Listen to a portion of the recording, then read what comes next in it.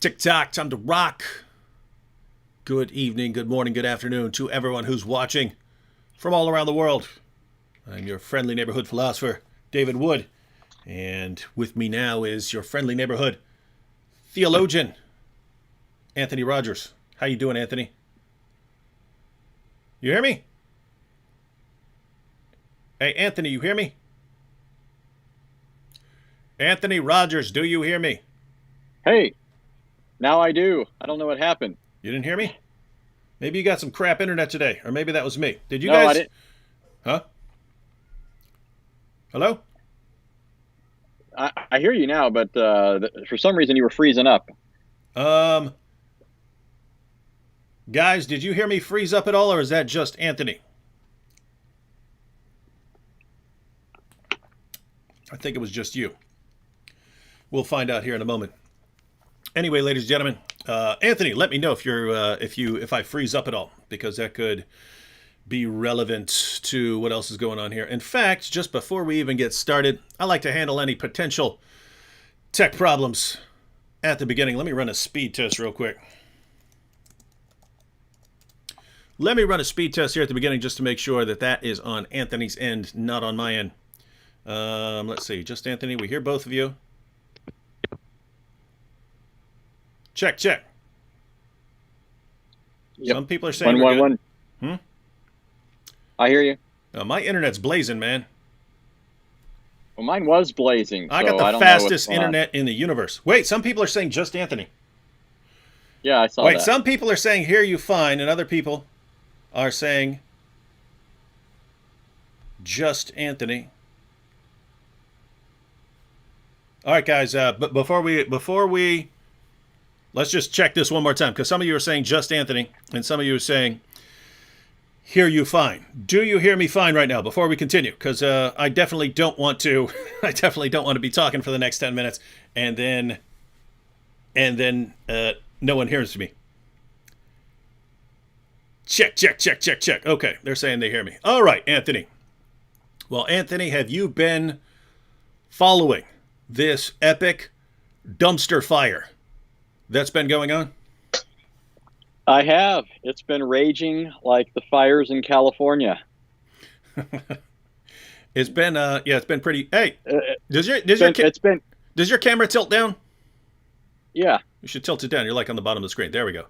I don't want to feel like Okay. I don't want to feel like I'm massively superior to you. It's been raging like a opposed mosque that Muhammad orders to be burned to the ground. It has been pretty terrible. And ladies and gentlemen, we're gonna do a couple things. We're gonna do a couple things here. Rory Husky, you said, is that me that said yo to you? Yes, that's me. But I was getting ready for a show, so it's not a good time to call and discuss things. But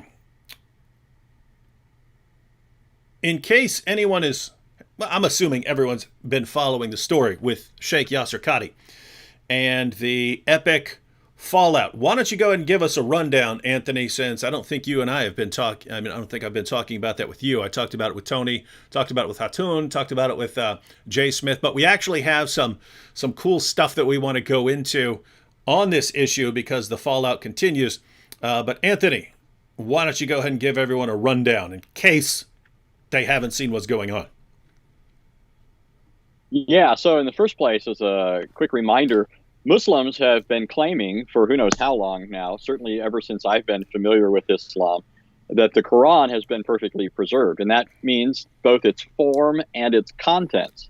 Its form, meaning the number of surahs, the number of verses, and the order of them, all came exactly down to the present as they were at the time of Muhammad and by the command of Muhammad.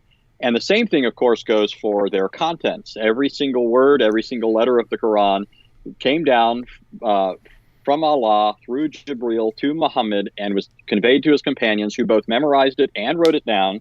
And through that process, they delivered exactly what Allah had on his eternal tablets.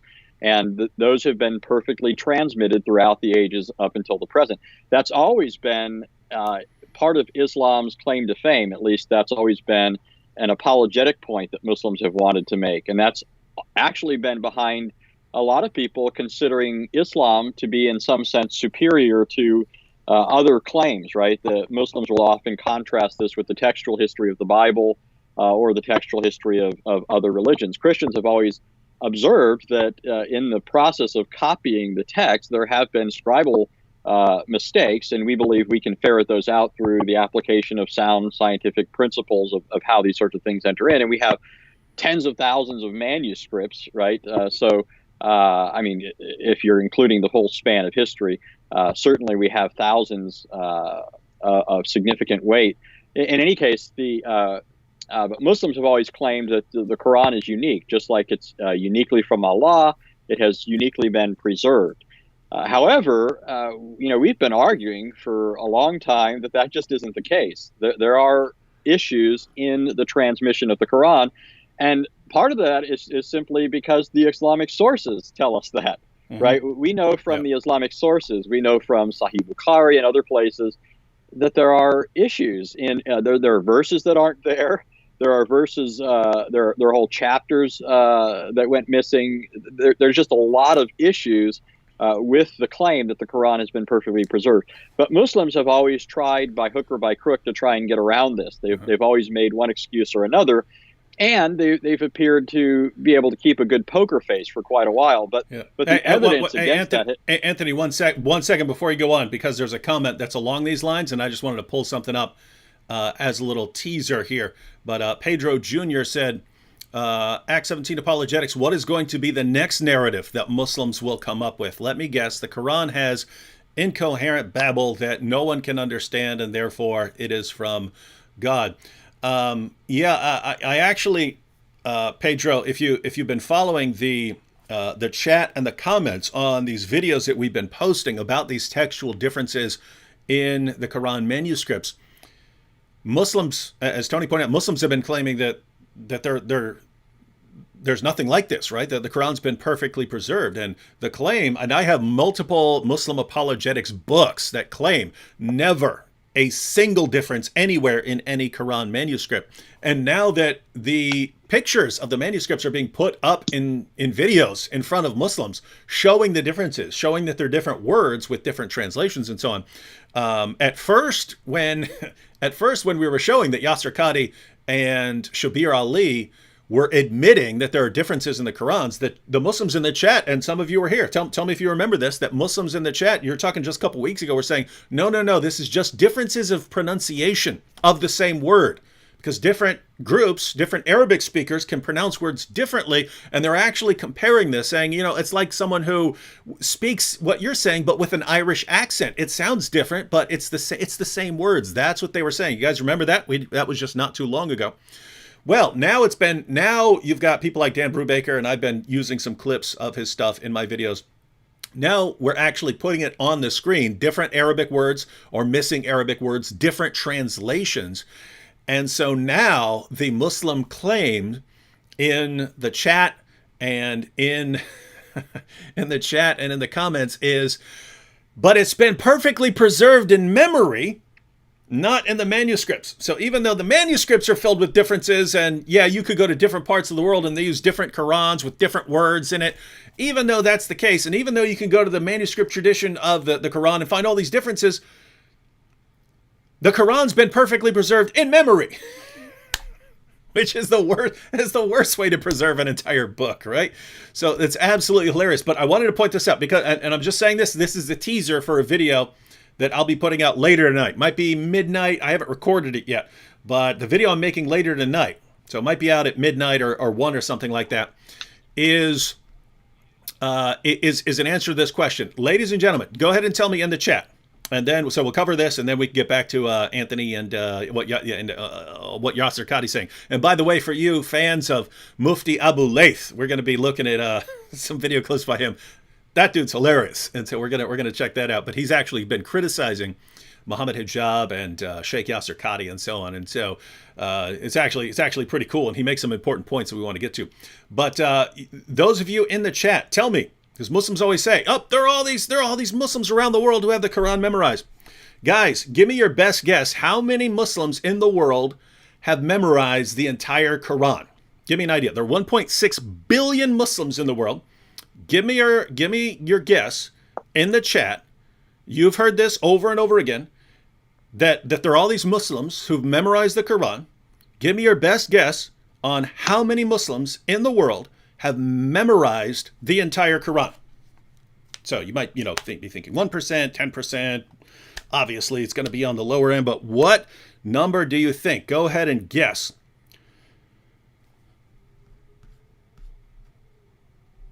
Okay, so that's interesting. We have, you see the numbers coming in?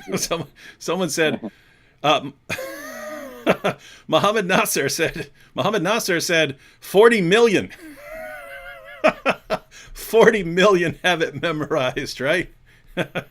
Is that an answer to me? Was that supposed to be how many Muslims have actually memorized the Quran? Now, here's what's interesting. Chloe. Maybe he's giving the number of variants in the different recitations.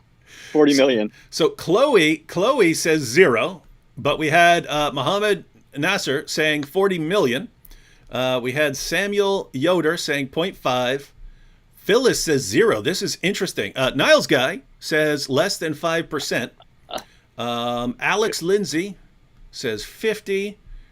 Rachel Bhatti says 0. Stephen Reniger. It's interesting that people are saying 0. Rawara says 0. Hindu Historian says less than 1%. We have someone saying 95%. Steve McLean 0. Rory Husky says very few. Cheryl R 0. Hey, John Wilson's getting very specific. It's like The Price is Right when someone just, $420. Yeah. They try to get right on the money. John Wilson says 420. TS says 1. Some people are joking, like Steve here, who says 20 billion, but it actually fits right into the sort of common sense of exaggeration that we find whenever we're dealing with Islamic topics. LH says 0. Carolyn R says 100. We have a bunch of zeros. We have some 4s. We have people giving percentages, like Renee here says 0.5% and so on. We have Live Evil 34 who says 0.05%. All right. And Alicia Goodluck says under 1,000, but Muslims claim 1 million. Walter 5,000. We don't need to continue. We're basically getting a wide range of answers. And so the video I'm making later is actually on this, and it's based on a passage in Abu Ubaid's Kitab Fada'il al-Quran. So this is an early Muslim work where he starts, he has a chapter in his book, Abu Ubaid, Muslim scholar. He has a chapter in his book on things that came up missing from the Quran. And in his book, he records a comment from Muhammad's companion, Ibn Umar. And so this is the passage. This is from Abu Ubaid's Kitab Fada'il al-Quran. And here's a little passage. Ismail bin Ibrahim related to us from Ayub, from Nafi, from Ibn Umar. Ibn Umar was a companion of Muhammad, and he's the son of the rightly guided Caliph Umar. Ibn Umar, who said, "Let none of you say, I have learned the whole of the Quran. For how does he know what the whole of it is, when much of it has disappeared? Let him rather say, I have learned what is extant thereof." So what's left over, what has survived. So again, this is Ibn Umar, companion of Muhammad, saying, guys, never say that you've memorized the entire Quran, because much of it, notice what he says there, when much of it has disappeared. And then we have examples from Abu Ubaid, quoting various Muslims, and even here, right below that, Ibn Abi Maryam related to us from Ibn Luhai, from Abu Aswad, from Urwa bin Az-Zubair, from Aisha, so this is from Aisha, who said, Surat al-Azab, that's Surah 33 of the Quran, used to be recited in the time of the Prophet with 200 verses, but when Uthman wrote out the codices, he was unable to procure more of it than there is in it today. So they used to recite it with 200 verses, and yet all we have left over is what remains in it today. Surah 33 today contains 73 verses. So notice what Ibn Umar says. Let no one say you've memorized the entire Quran. You don't even know what the entire Quran is, because so much of the Quran has been lost. So I'll ask you guys one more time. You guys are given numbers of the people who've memorized what remains of the Quran, in which case those are people who've memorized part of the Quran. And I'm not sure what the numbers there are. There are some people saying 1,000. There are some people estimating 5,000. Some people saying 100. I have no idea. I have no idea what the statistics are. But according to Muhammad's companions, Ibn Umar, how many people today can say that they have actually memorized the Quran? That would be a big fat zero. No one can say. So the point of the video later is that whenever you hear this, oh, but there are so many Muslims who've memorized the entire Quran. No, according to Muhammad's companions, no one has memorized the entire Quran. All you guys have done, best case scenario, is memorized parts of the Quran. And what's interesting is the reason no Muslim today can say that he has memorized the Quran is because memorization is a horrible method of preserving an entire book. You can preserve traditions and sayings and things like that. Memory is very good for that. But when you say, here's an entire book, you run into some problems. Because people are going to focus on what they're most interested in. Some parts are going to be recited more than others. And people are just going to forget massive things. And that's exactly what happened in the history of the Quran. So now everyone is saying 0.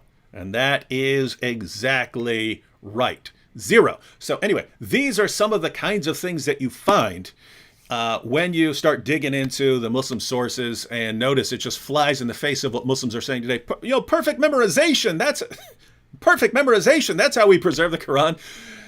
The process of trying to pass on the Quran by memorization is what caused so much of it to be lost. And that's actually the reason that the Quran started to be passed around as a book. Abu Bakr, the first of the rightly guided caliphs, realized if we keep relying on memorization, we're just going to keep losing more and more and more. So we need a physical copy of the Quran.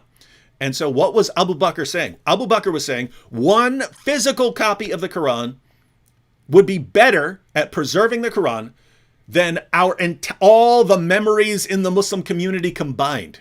He said, we are unreliable. We need a physical copy. Why is that amazing? Because today, when we're showing Muslims that they have different physical copies, they say, no, but we have perfect memorization of the Quran. It's so incredibly stupid. And this is why the entire narrative is coming crashing down right now. All right, back to you, Anthony, but I wanted to jump on that while you said it, and then the comment that was relevant to it, and then I had that awesome slide already because it's going into a video later. All right, go ahead. Yeah, actually, that reminds me of something else that's somewhat similar to this. Muslims love to also claim that Islam's the fastest growing religion. They claim that it's easily outstripping others in terms of converts and so forth. Now, if you were to ask people, how fast is Islam growing? How many people are becoming Muslims every day, every week, every month and year? And how does that compare to other religions?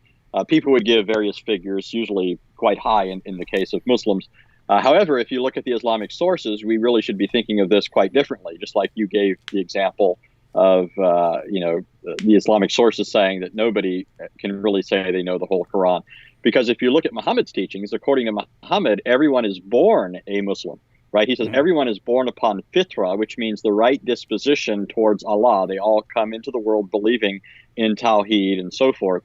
But it's their parents, Muhammad said, who make them Jews, Christians, Zoroastrians, and so forth. And so if everyone is born a Muslim, and there's over 7 billion people in the world, but the vast majority of the world's population are not presently Muslims, right? The current stats are far lower than that. What is it, 1.5, I think people are giving today.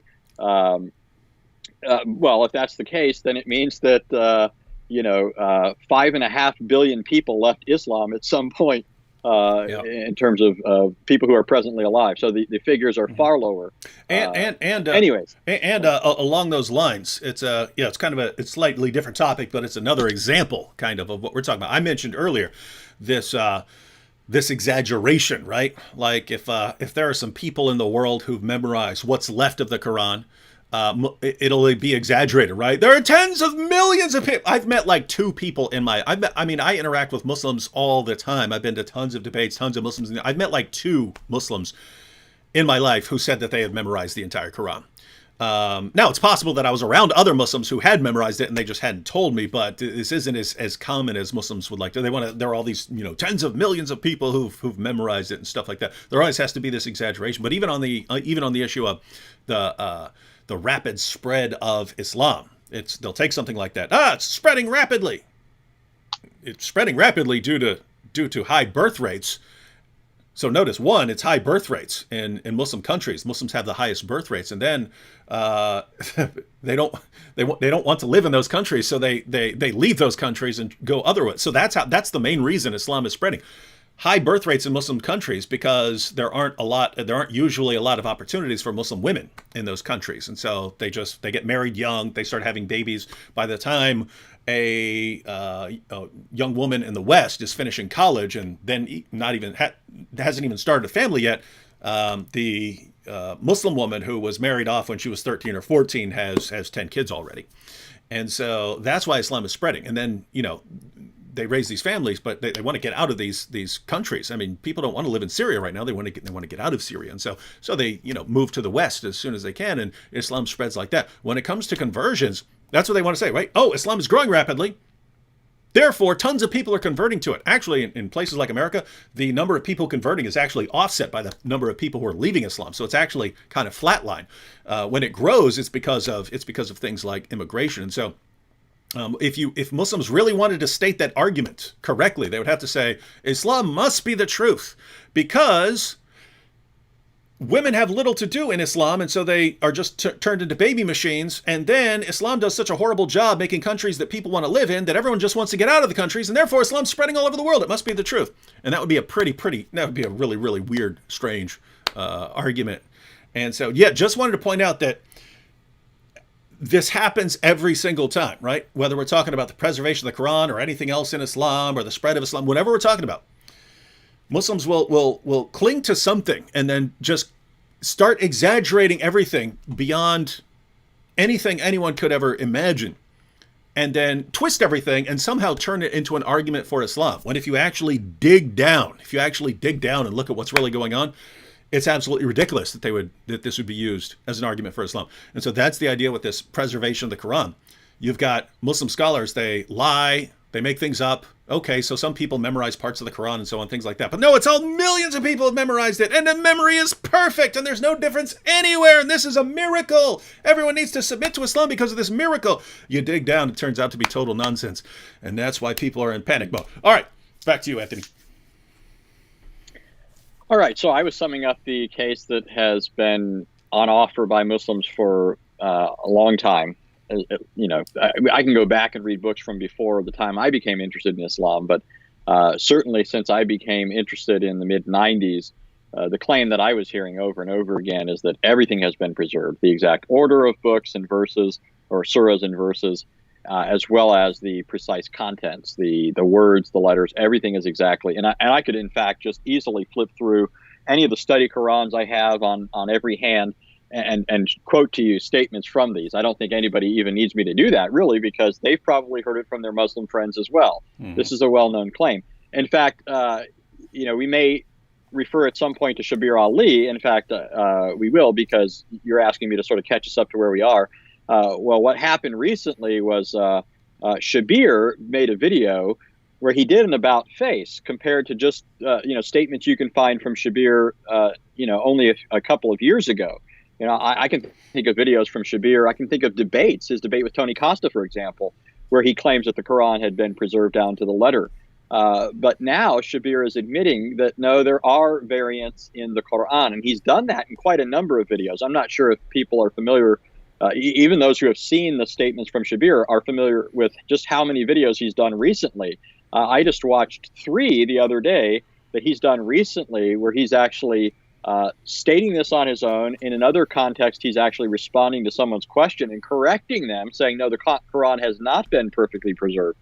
Of course, in Shabir's case, he does try to downplay this. He often speaks very ambiguously and imprecisely, and I think, on the one hand, he's trying to,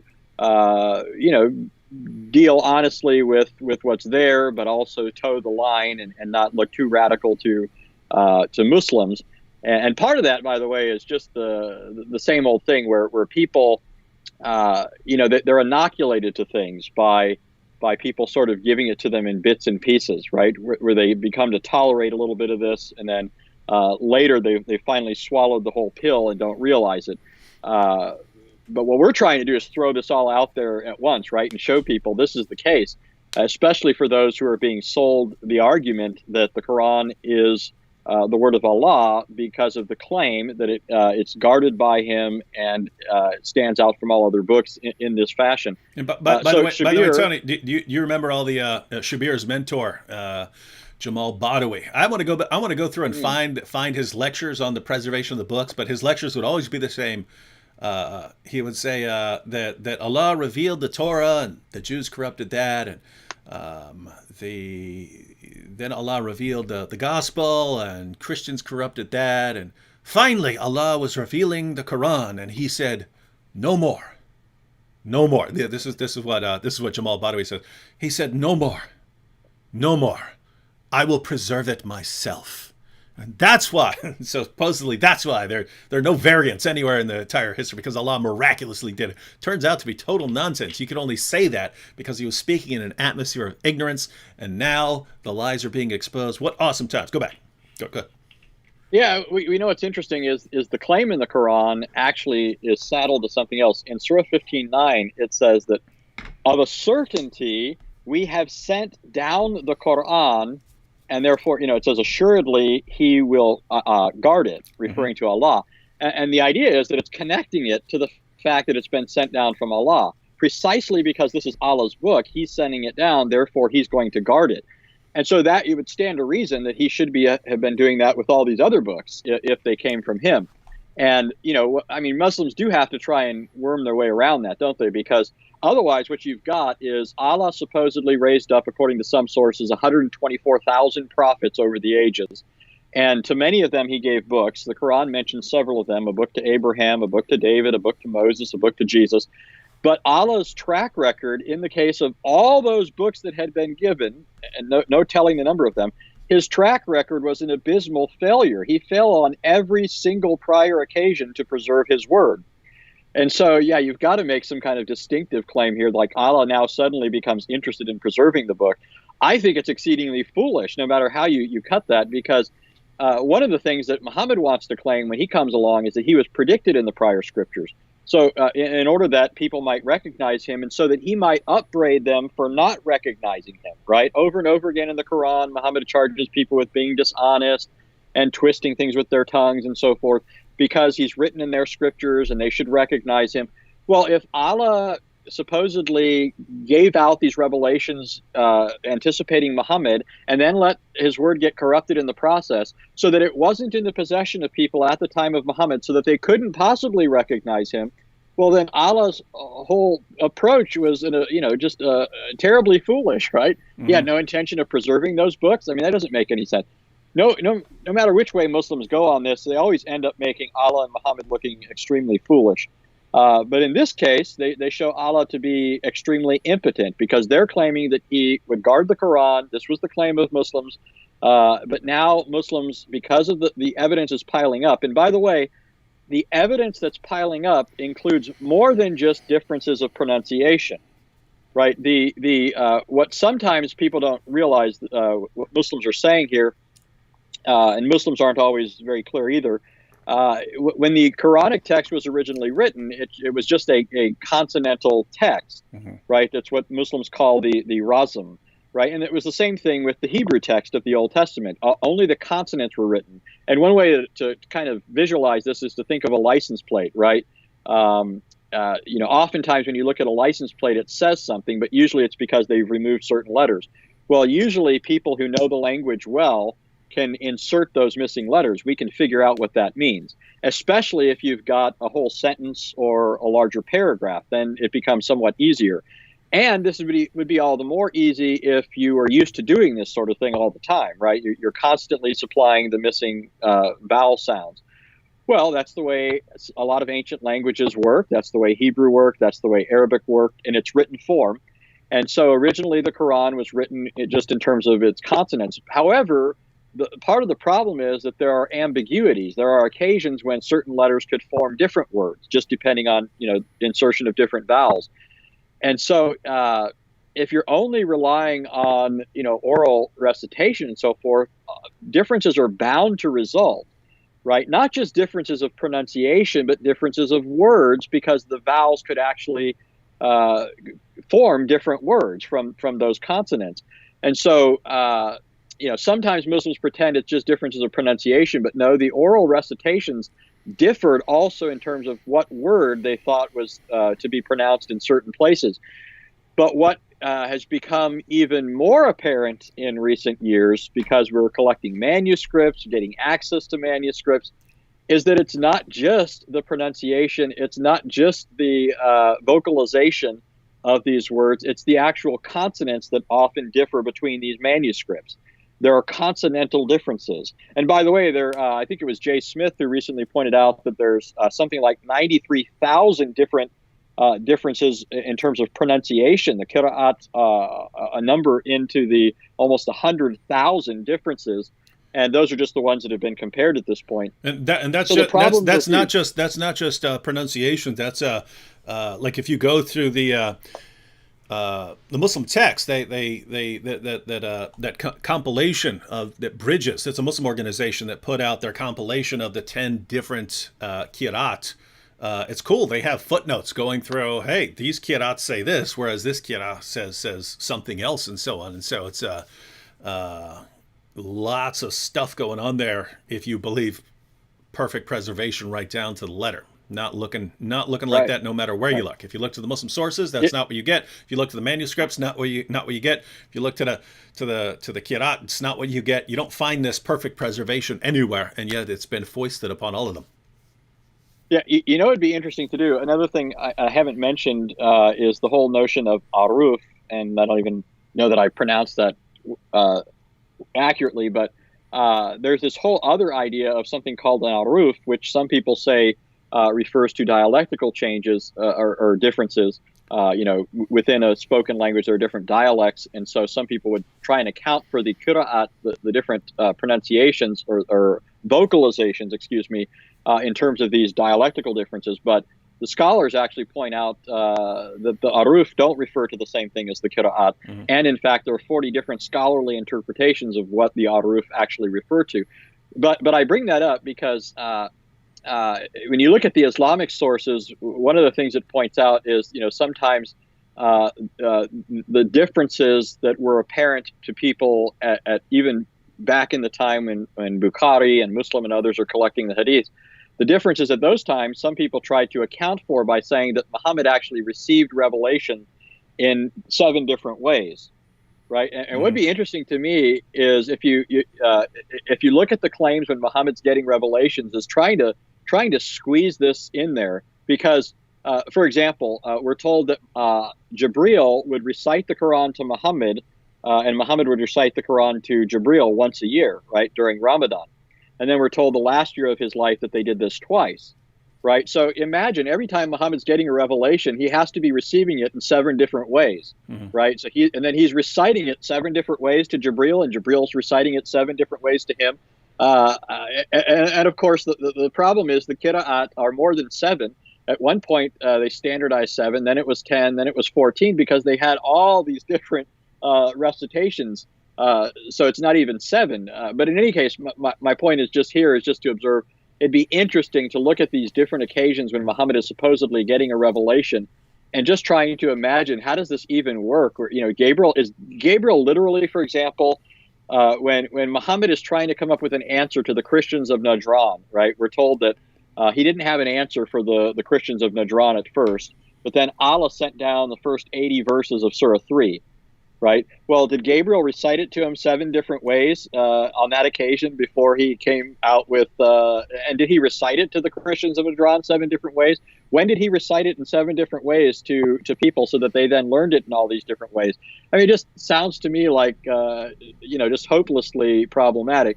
But my point. Oh, go. Let me just jump in real quick. By the way, that's where Shabir Ali seems to be going with a more of a combination approach. He's looking at a variety of different factors, because this is what Yasir Qadhi was talking about when he said, as Muslims, we hear something and we'll push a little bit, and then we'll accept the answer that we're given, and we'll just keep regurgitating that. But this is a perfect example, right? You read about there being these different ahruf and so on, and a sort of novice Muslim who doesn't know much, and he starts hearing what he's heard perfect preservation right down to the letter from the time it's been revealed to Muhammad, but then he starts hearing, usually from us, about these ahruf and things like that, and that there are differences and so on.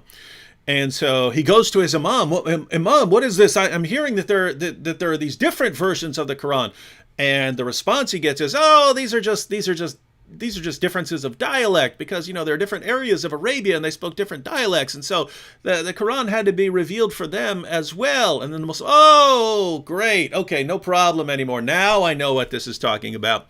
When, as Yasir Qadhi points out, a Western scholar is going to push against that and raise some issues. And some of the things that he would raise would be things like, really? Are you saying that Muhammad, would deliver this passage in 7 different ways? These all come from God, and Muhammad gets them, and he says, "Okay, here's the version for your dialect. Here we go." And he goes through it, and then he gets okay, what's the next version? Okay, let me reveal it this way. So you have issues like that. Then you have issues like, no, there were people who spoke the exact same dialect who were reciting the Quran in different ways, so it doesn't even fit. These are the kinds of things that Western academics are gonna push back on and say your explanation simply doesn't fit. But that's what's cool about Shabir. He's adding another dimension. So he's talking about dialects and things like that, but then he'll add a couple more steps, a couple more sources for these differences. One, he says that in the early Muslim community, they wouldn't have been terribly interested in getting the exact wording. They're more interested in like the ruling rather than the precise wording. And so if you're given a verse, like a verse saying that, if your wife gets out of line, you can beat her into submission, you don't need to memorize it word for word, syllable for syllable in order to get the takeaway message. I can go beat my wife, right? So you might memorize it differently than the exact precise way it was revealed. You just understand, hey, my wife gets out of line, I need to warn her, then banish her to a separate bed and beat her, without memorizing the actual wording. And so Shabir's view is they can actually try and get the gist, and then they go up and they can quote it however they want. They can recite it however they want, as long as they got the basic meaning of the teaching down. But then later it becomes important to get the precise wording. And so that's why someone like Uthman has to start going and burning all these manuscripts and stuff, because some of those manuscripts are based on people's sort of own wording to get the teaching down, rather than the precise wording in which it was revealed.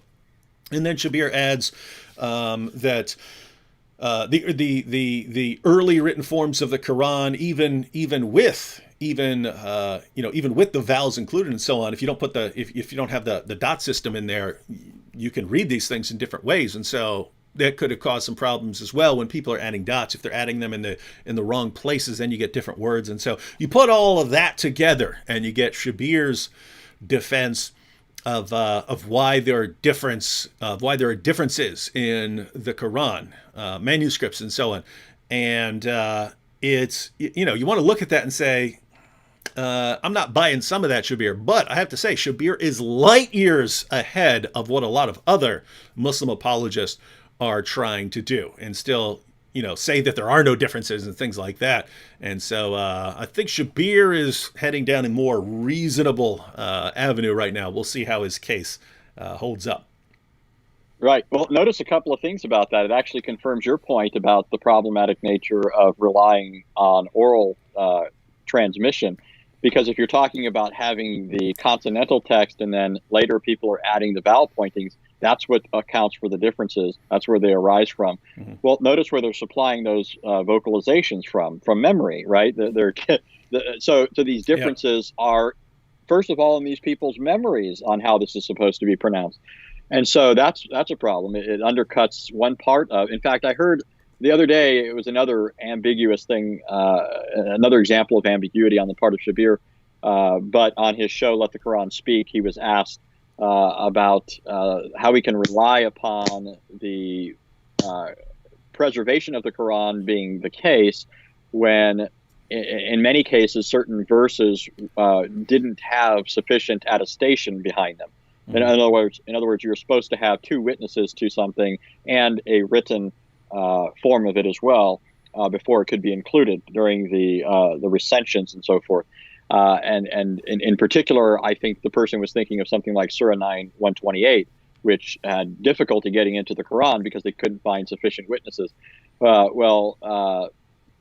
Shabir kind of he's very ambiguous here, but he says that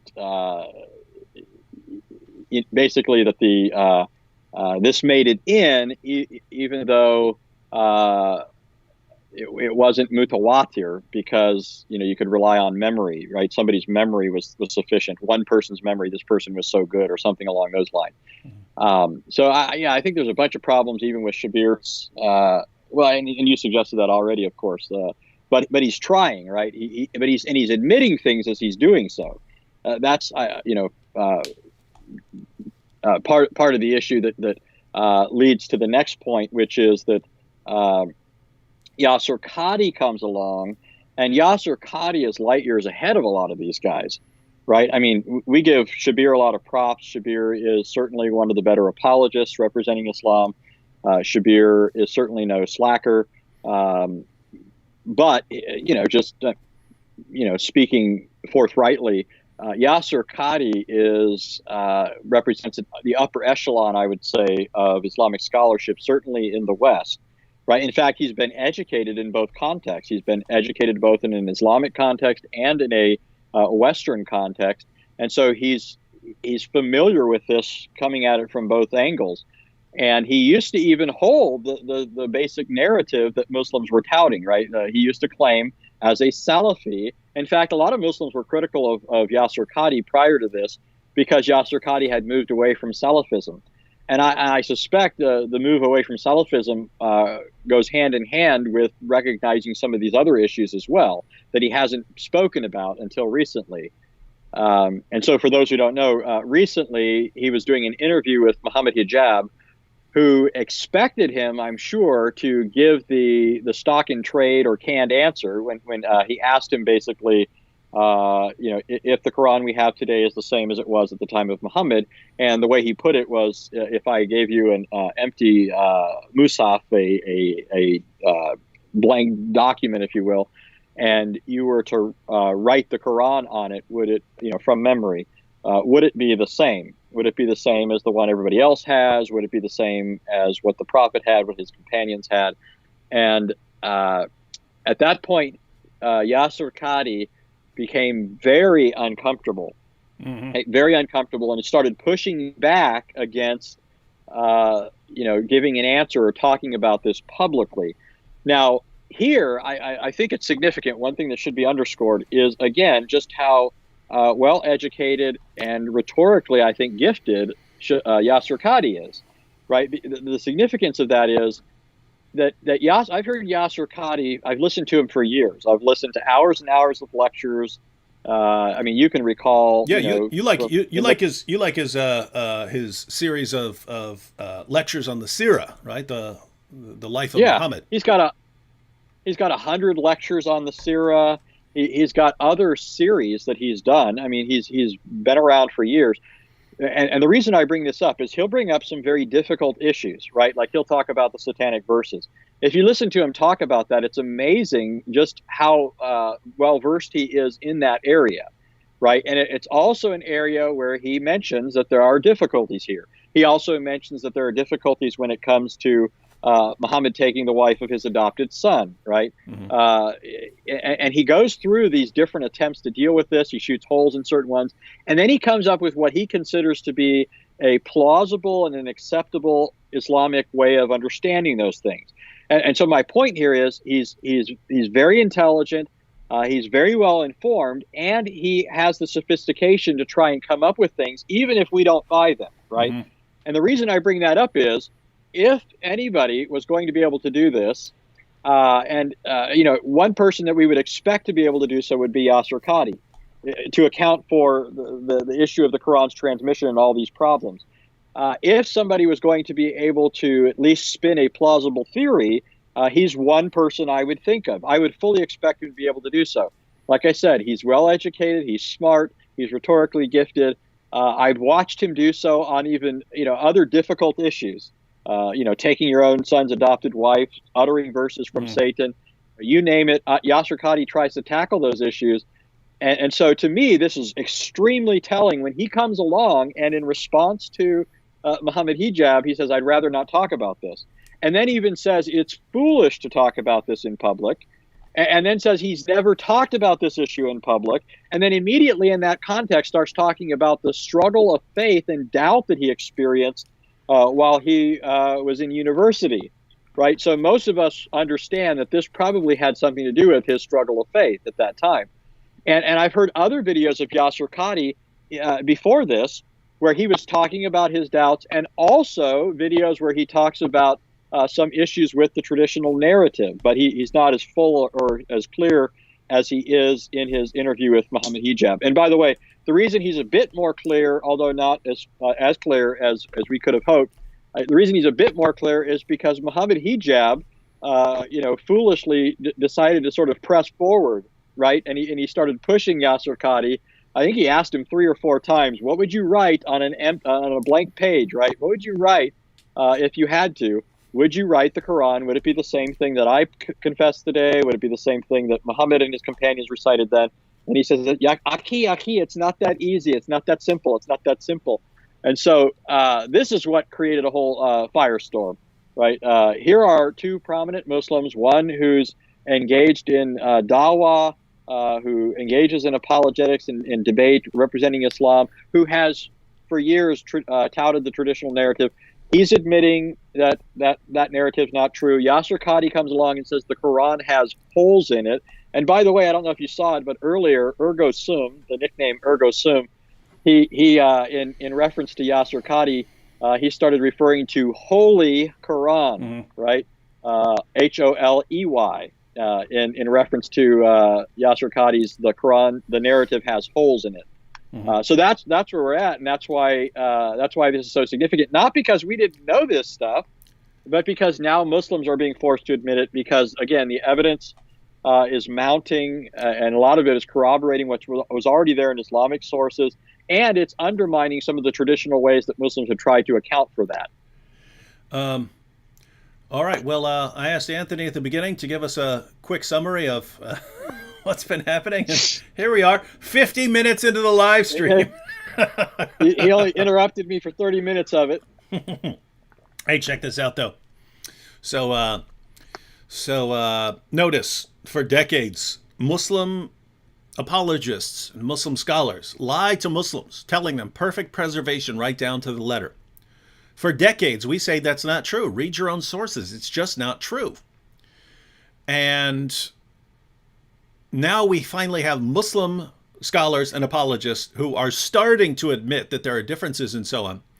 And we're saying, look, they're actually right. You've got some problems here. Just admit that the Quran hasn't been perfectly preserved. And we're here. I wasn't even talking. Anthony's talking. But check out the Muslim response from Muhammad Nasser. How's your dead father and his friend now, David? That's the response, right? My dad's got nothing to do with the discussion. I just let's go. And how am I supposed to respond? I don't know. How's your dead prophet, Muhammad Nasser? How's your dead prophet? You know, the one who died wallowing in freakish misery after he was poisoned and he couldn't even walk and his feet were dangling behind him as they dragged him around like Weekend at Bernie's. But notice, ladies and gentlemen, right? It's Muslim scholars lie in order to keep Muslims deceived and ignorant. We tell them the truth, and when we tell them the truth, they lash out in anger at us.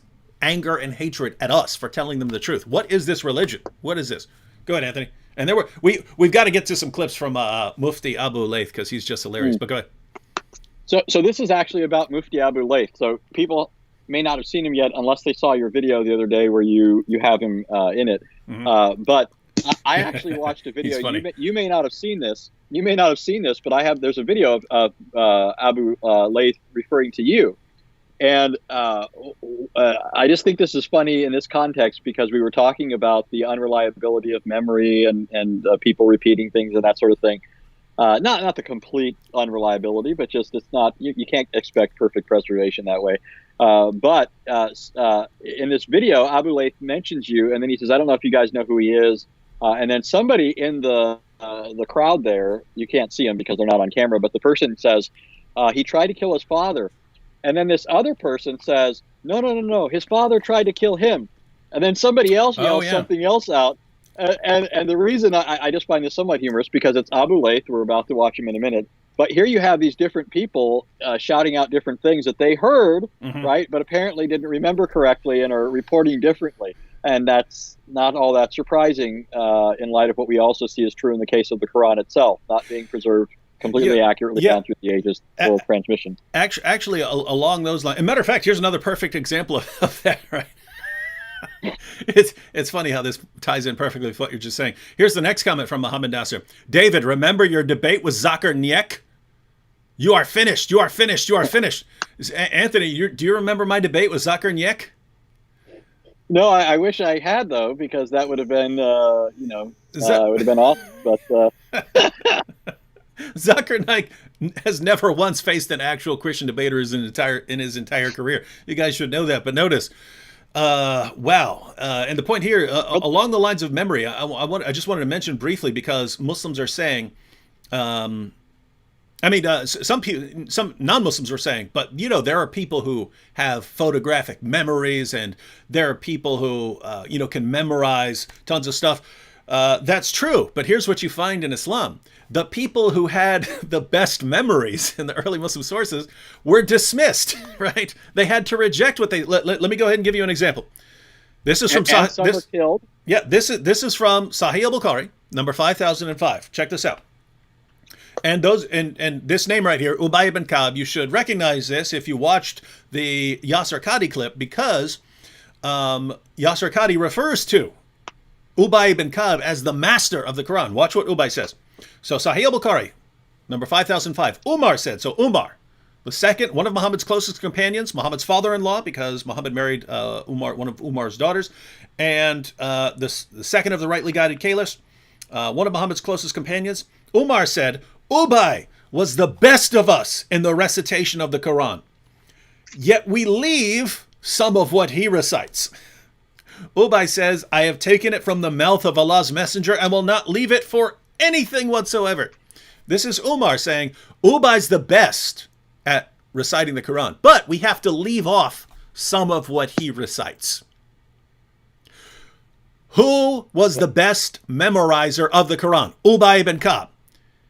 Muslims later on would forget stuff, and then Ubay would be quoting the original. Ubay would be quoting the original, how he memorized it, because he had the best memory. And the Muslims are going to him and go, why are you reciting this with this extra stuff in here? And Ubay saying, I got that directly from the mouth of Muhammad. I'm not leaving that. And they're saying, but it's different. It's different from what we've memorized.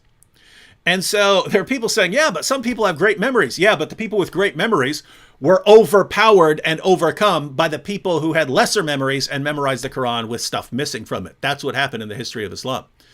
So this all goes back down to once a larger mob comes to view something as the perfectly preserved Quran, someone else who comes along and says, wait a minute, I remember exactly how I got it from Muhammad, they'll say, what are you talking about? Get out of here with this stuff. So that's the ongoing problem. All right, should we check out some stuff from Let's do it. From the Mufti. All right, guys, so I have a clip from Mufti Abu Layth. I had only ever seen him once before. I clicked on it because he was commenting on the situation with Yasir Qadhi. I'd only clicked on a Mufti Abu Layth video once before when I was looking at Shabir, because he had Shabir on a live stream with him and they were discussing the age of Aisha. So I wanted to see if Shabir's position had changed over the years.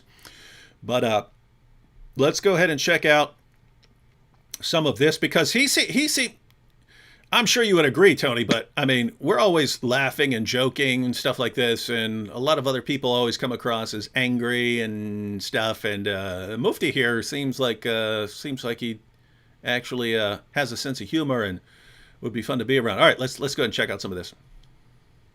Now, moving back to the topic, why were we even discussing this? Those of you that know, this was this is what it was all about. that you know are true because they're in your own books. They're not inventing anything. Masala They'll bring you riwayat and they'll bring you athar, and then you add to that very well-known issues of, I don't even want to be explicit. And then you bring on top of that makhtutat, and then.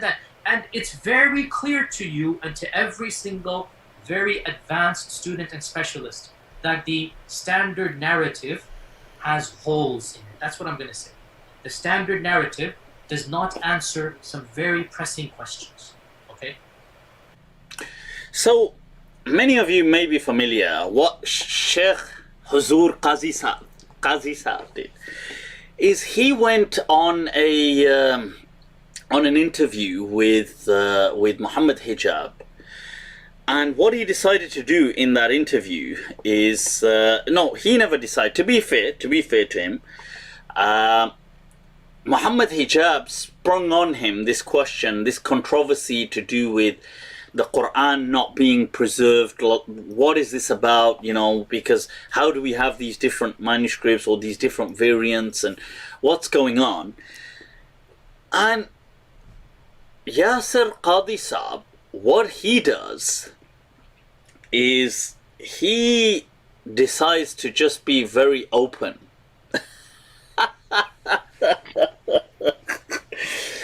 And he decides to say, well, you know what? I'm going to just pour my heart out and say that we've got huge problems with the Quran, yeah? But then what makes it worse is he doesn't give the solution. Like, he keeps saying this is something we shouldn't be discussing in front of people. Shouldn't be discussing this in front of people. But then he carries on discussing it. But only discussing the problem part, yeah? And when it comes to the solution, he says, well, you know, this is really complicated. Why don't you go on my course? Right, so why don't you go on my course and, you know, I had 100 people on it, and join my paid course, and what I'll do is I'll take you through the answer. But there was a... Hang on, let me pause it right there. We're gonna try and get through a good portion of this clip from. By the way, what do you guys think of Mufti Abu Layth? He cracks me. He's hilarious the way he starts laughing his way through this, and it's funny because you have all kinds of people who are critical of Yasir Qadhi, but they're coming across as like really angry, like I will destroy you. I have to destroy and refute you now for the damage you're causing, and then you've got this mufti here, and he's just he's talking about it, and he's making some cool points, and you know, but he's clearly not. He doesn't look like he wants to go and, you know, like beat up Yasir Qadhi or something like that. He's just like, look at what you brought on yourself here by saying these things. But right there, he's that's kind of the heart of the matter. What he just talked about right there. That Yasir Qadhi is saying, guys, we have all of these problems. Remember what he was saying? This is no joke, brothers. This is no joke. I can't talk about it.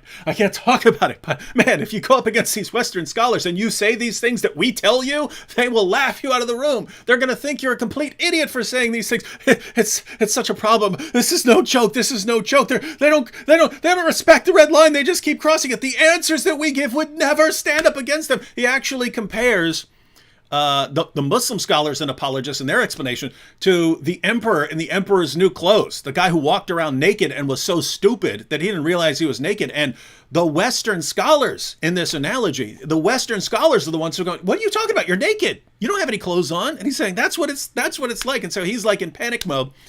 But then but I can't tell you the solution. And going back to what Anthony was saying before we started, that you would think that assuming there is a problem, right? There's this the problem that Yasir Qadhi was talking about is you have the ahruf, and then you have the kirat, and what's the relationship between those two, right? What's the relationship between those, and how does this relate to things like Uthman burning all the Qurans and putting out an official Quran? How does all of this work together? And he's saying, we have our explanations, we have all these different explanations, and they just don't fit. Some of them fit more than others, but none of them really fits, and those cannot be used to answer the questions of these non-Muslim academics who are poking holes in our explanation. I don't know what to do. And as Anthony was pointing out, This is Sheikh Yasir Qadhi, right? He's been educated to the heights of what Islam can offer, and he's also a crossover Western academic. He went to Yale and studied this stuff, right? So he's got a foot in both worlds. And this guy's been lecturing for years. He does these massive lecture series on the life of Muhammad. And he says, we don't know. Take my course. I'll kind of get you, I'll kind of, try to take you through some of the problems. But take my course, but we can't discuss this in public. And what's amazing is, going back to what I was saying earlier, the Muslims in the chat who still don't think there is a problem, they'll just go, oh, no. He's only referring to some differences of pronunciation and so on. Really?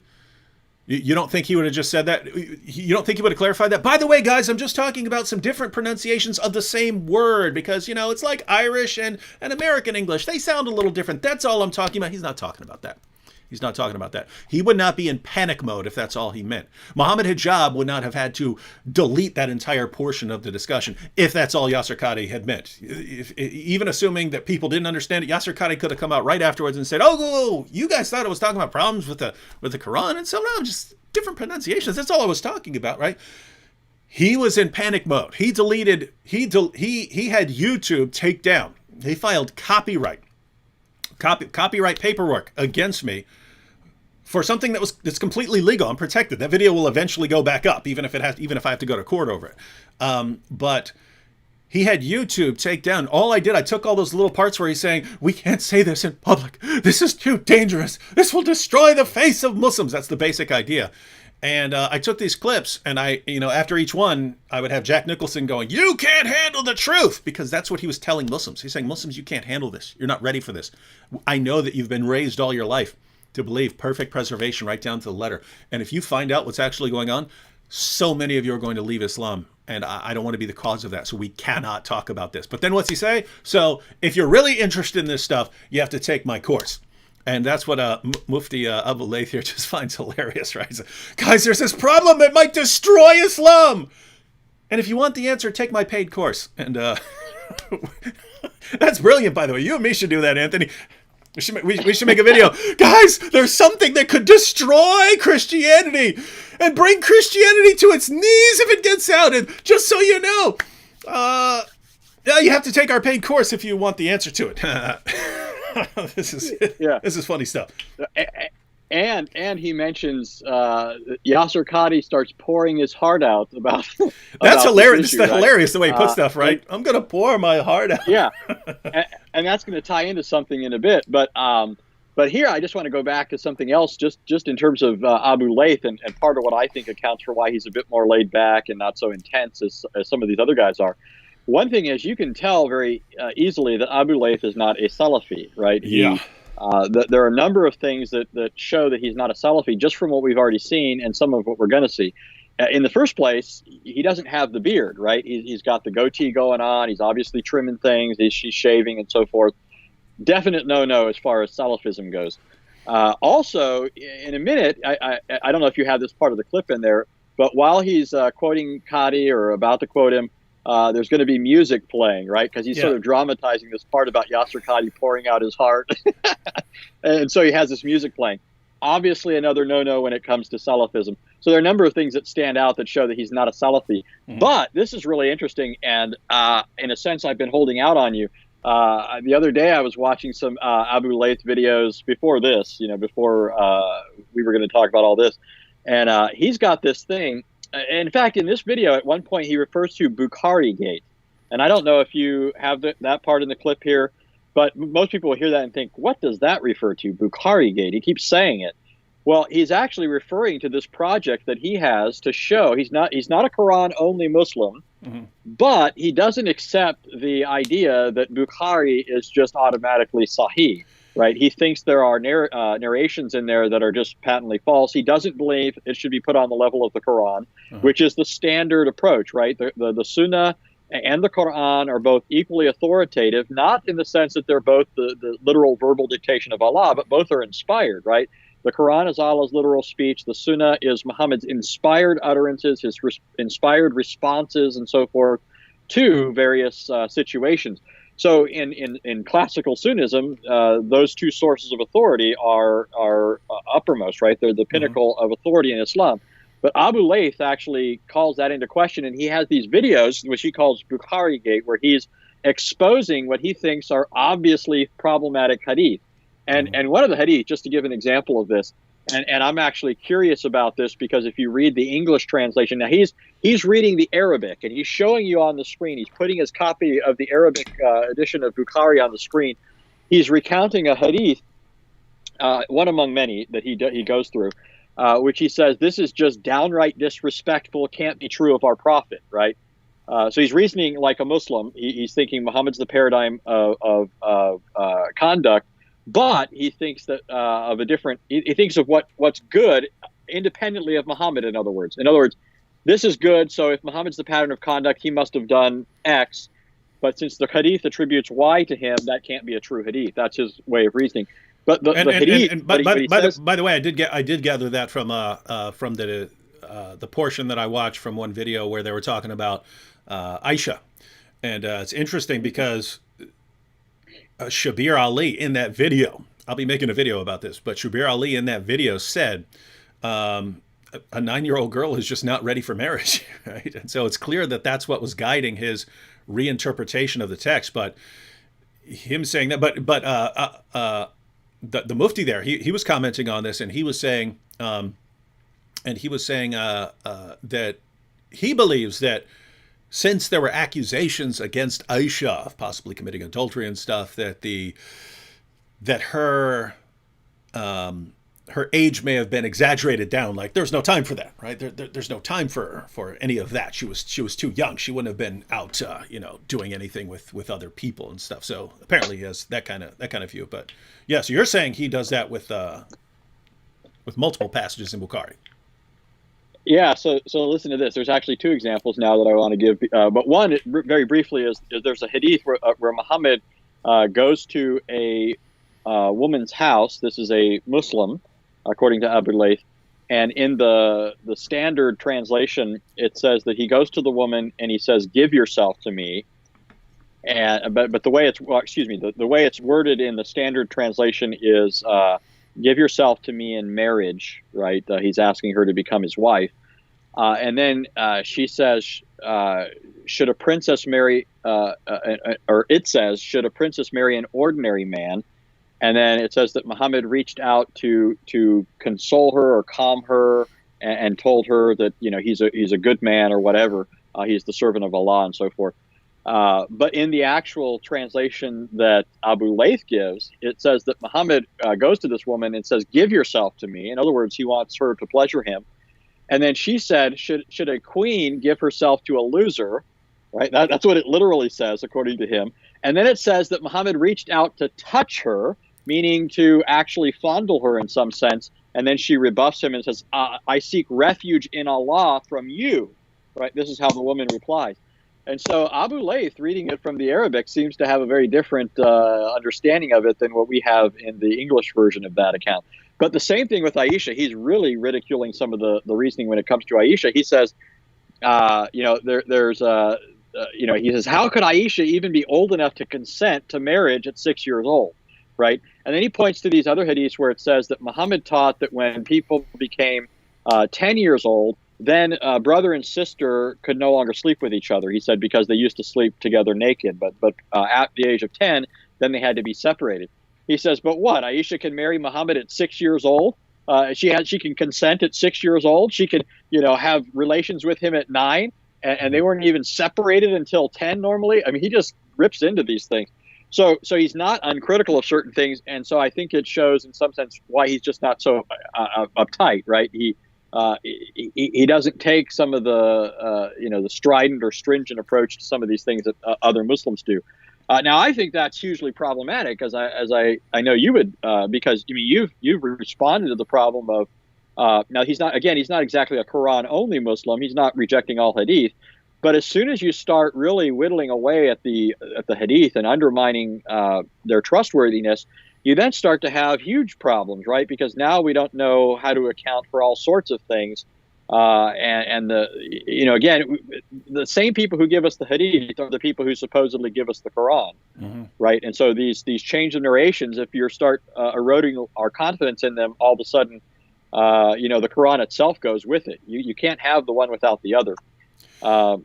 Yeah, and the problem there is, and by the way, it's actually not an entirely unreasonable position to say, guys, these sources are really late. They're put together in an atmosphere where people were fabricating stories like it was a sport, and I just don't trust this. I just don't trust this stuff. So I have to cast doubt upon them. That is entirely reasonable. But yeah, what do you do then, right? I mean, here are your options. One, you can. So notice if you go that route, then basically you've got this method that Muslims came up with. We have this method of, isnad criticism, and this is how we get to the most reliable stories. Well, you get to that stuff, and Muslims want to throw that stuff out, right? So I don't believe that this is right. And so notice, once you do that, then you're basically saying that the method that our scholars came up with is not reliable. And we've got all sorts of false stories that passes the criteria of our method, but which we still reject as false. Well, what other method do you have? The alternative method would be to take an approach that Western historians would take, right? Actual historians, right? There you would be looking at, various historical principles. You'd be looking at what are your earliest sources, what do you have that's multiply attested, that comes from from different kinds of sources. Principle of embarrassment. So notice there they would say the more embarrassing it is to your case, the more likely it is to be true, and the more favorable it is to your case, the more likely it is to be made up. And so they would be applying principles like that, but then all of a sudden you have to grant the satanic verses, you have to grant all these different things. And so the alternative to one of those routes is just skepticism and just saying we don't know about our prophet. But then that's so notice you have a huge problem wherever you go. If you want to take the current Muslim sources and this methodology seriously, you got all kinds of moral problems with Muhammad. If you want to take the approach of a non-Muslim historian, you end up with all kinds of problems. If you reject either one of those approaches, looks like you're just stuck with skepticism and you can't know anything about your prophet, and don't tell us it's a true religion, and don't tell us that we should trust the Quran when all the people who are lying about your prophet are the ones who are preserving the Quran. So it's just you have a big mess here. All right, should we watch some more of Abu Layth? Yes, let's do it. All right. We're going back to the Mufti.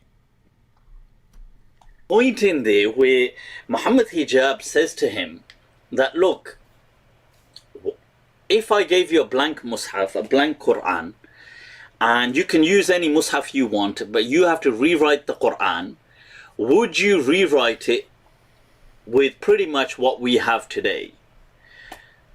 And for some reason,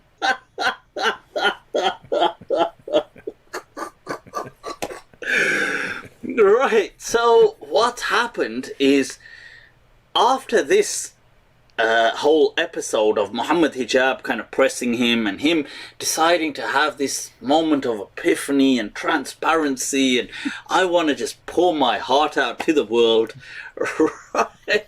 This backfired so badly. People flipped. The mob flipped. Worse than that, Muhammad Hijab realized that, oh my God, this is backfired on him as well, right? So people turned on Muhammad Hijab. What does Muhammad Hijab do? He turns on Yasir al-Qadhi. He has if I can, let me just see, where was I had it here somewhere. Right, here it is. So, this is a part of Muhammad Hijab's Facebook post. He decides to make a Facebook post saying that Yasir Qadhi against him after the interview, he will be refuted. Huh? He will be refuted. Boy, you're finished. Oh, let me pause it right there.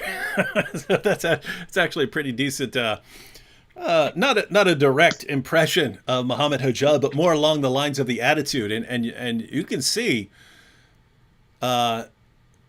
later on that he has a real problem with both Yasir Qadhi and Muhammad Hijab and kind of their entire way of doing things, that we have to go out and refute all of these people that are, in error on all of these things, because apparently they've come after Mufti Abu Layth as well. And so he's pointing out that this attitude of going out and challenging everyone, and I have to refute this and refute that, it's kind of coming back upon them now. Now everyone's jumping all over them because their fans are all these people that we have to refute. We have to go out and refute everything, and we have to go and destroy everything and everything that is in the way, and so on. And now that you have a disagreement, now they're refuting each other and attacking each other. And so this looks like what he finds pretty amusing here. Any thoughts before we go on, Anthony?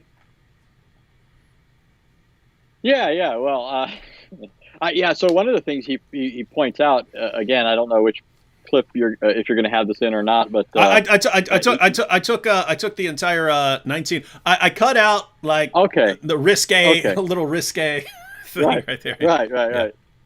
Right. Yeah. So then he'll probably bring it up, and maybe I don't need to, but he is going to talk about the fact that it was foolish of Yasir Qadhi to go on with Muhammad Hijab and assume that he's a friend and could just conduct the conversation on that level. And then he quotes a verse or a statement in Arabic, which I guess means something like, be careful who you trust, as your companions, because, they'll eventually turn and devour you.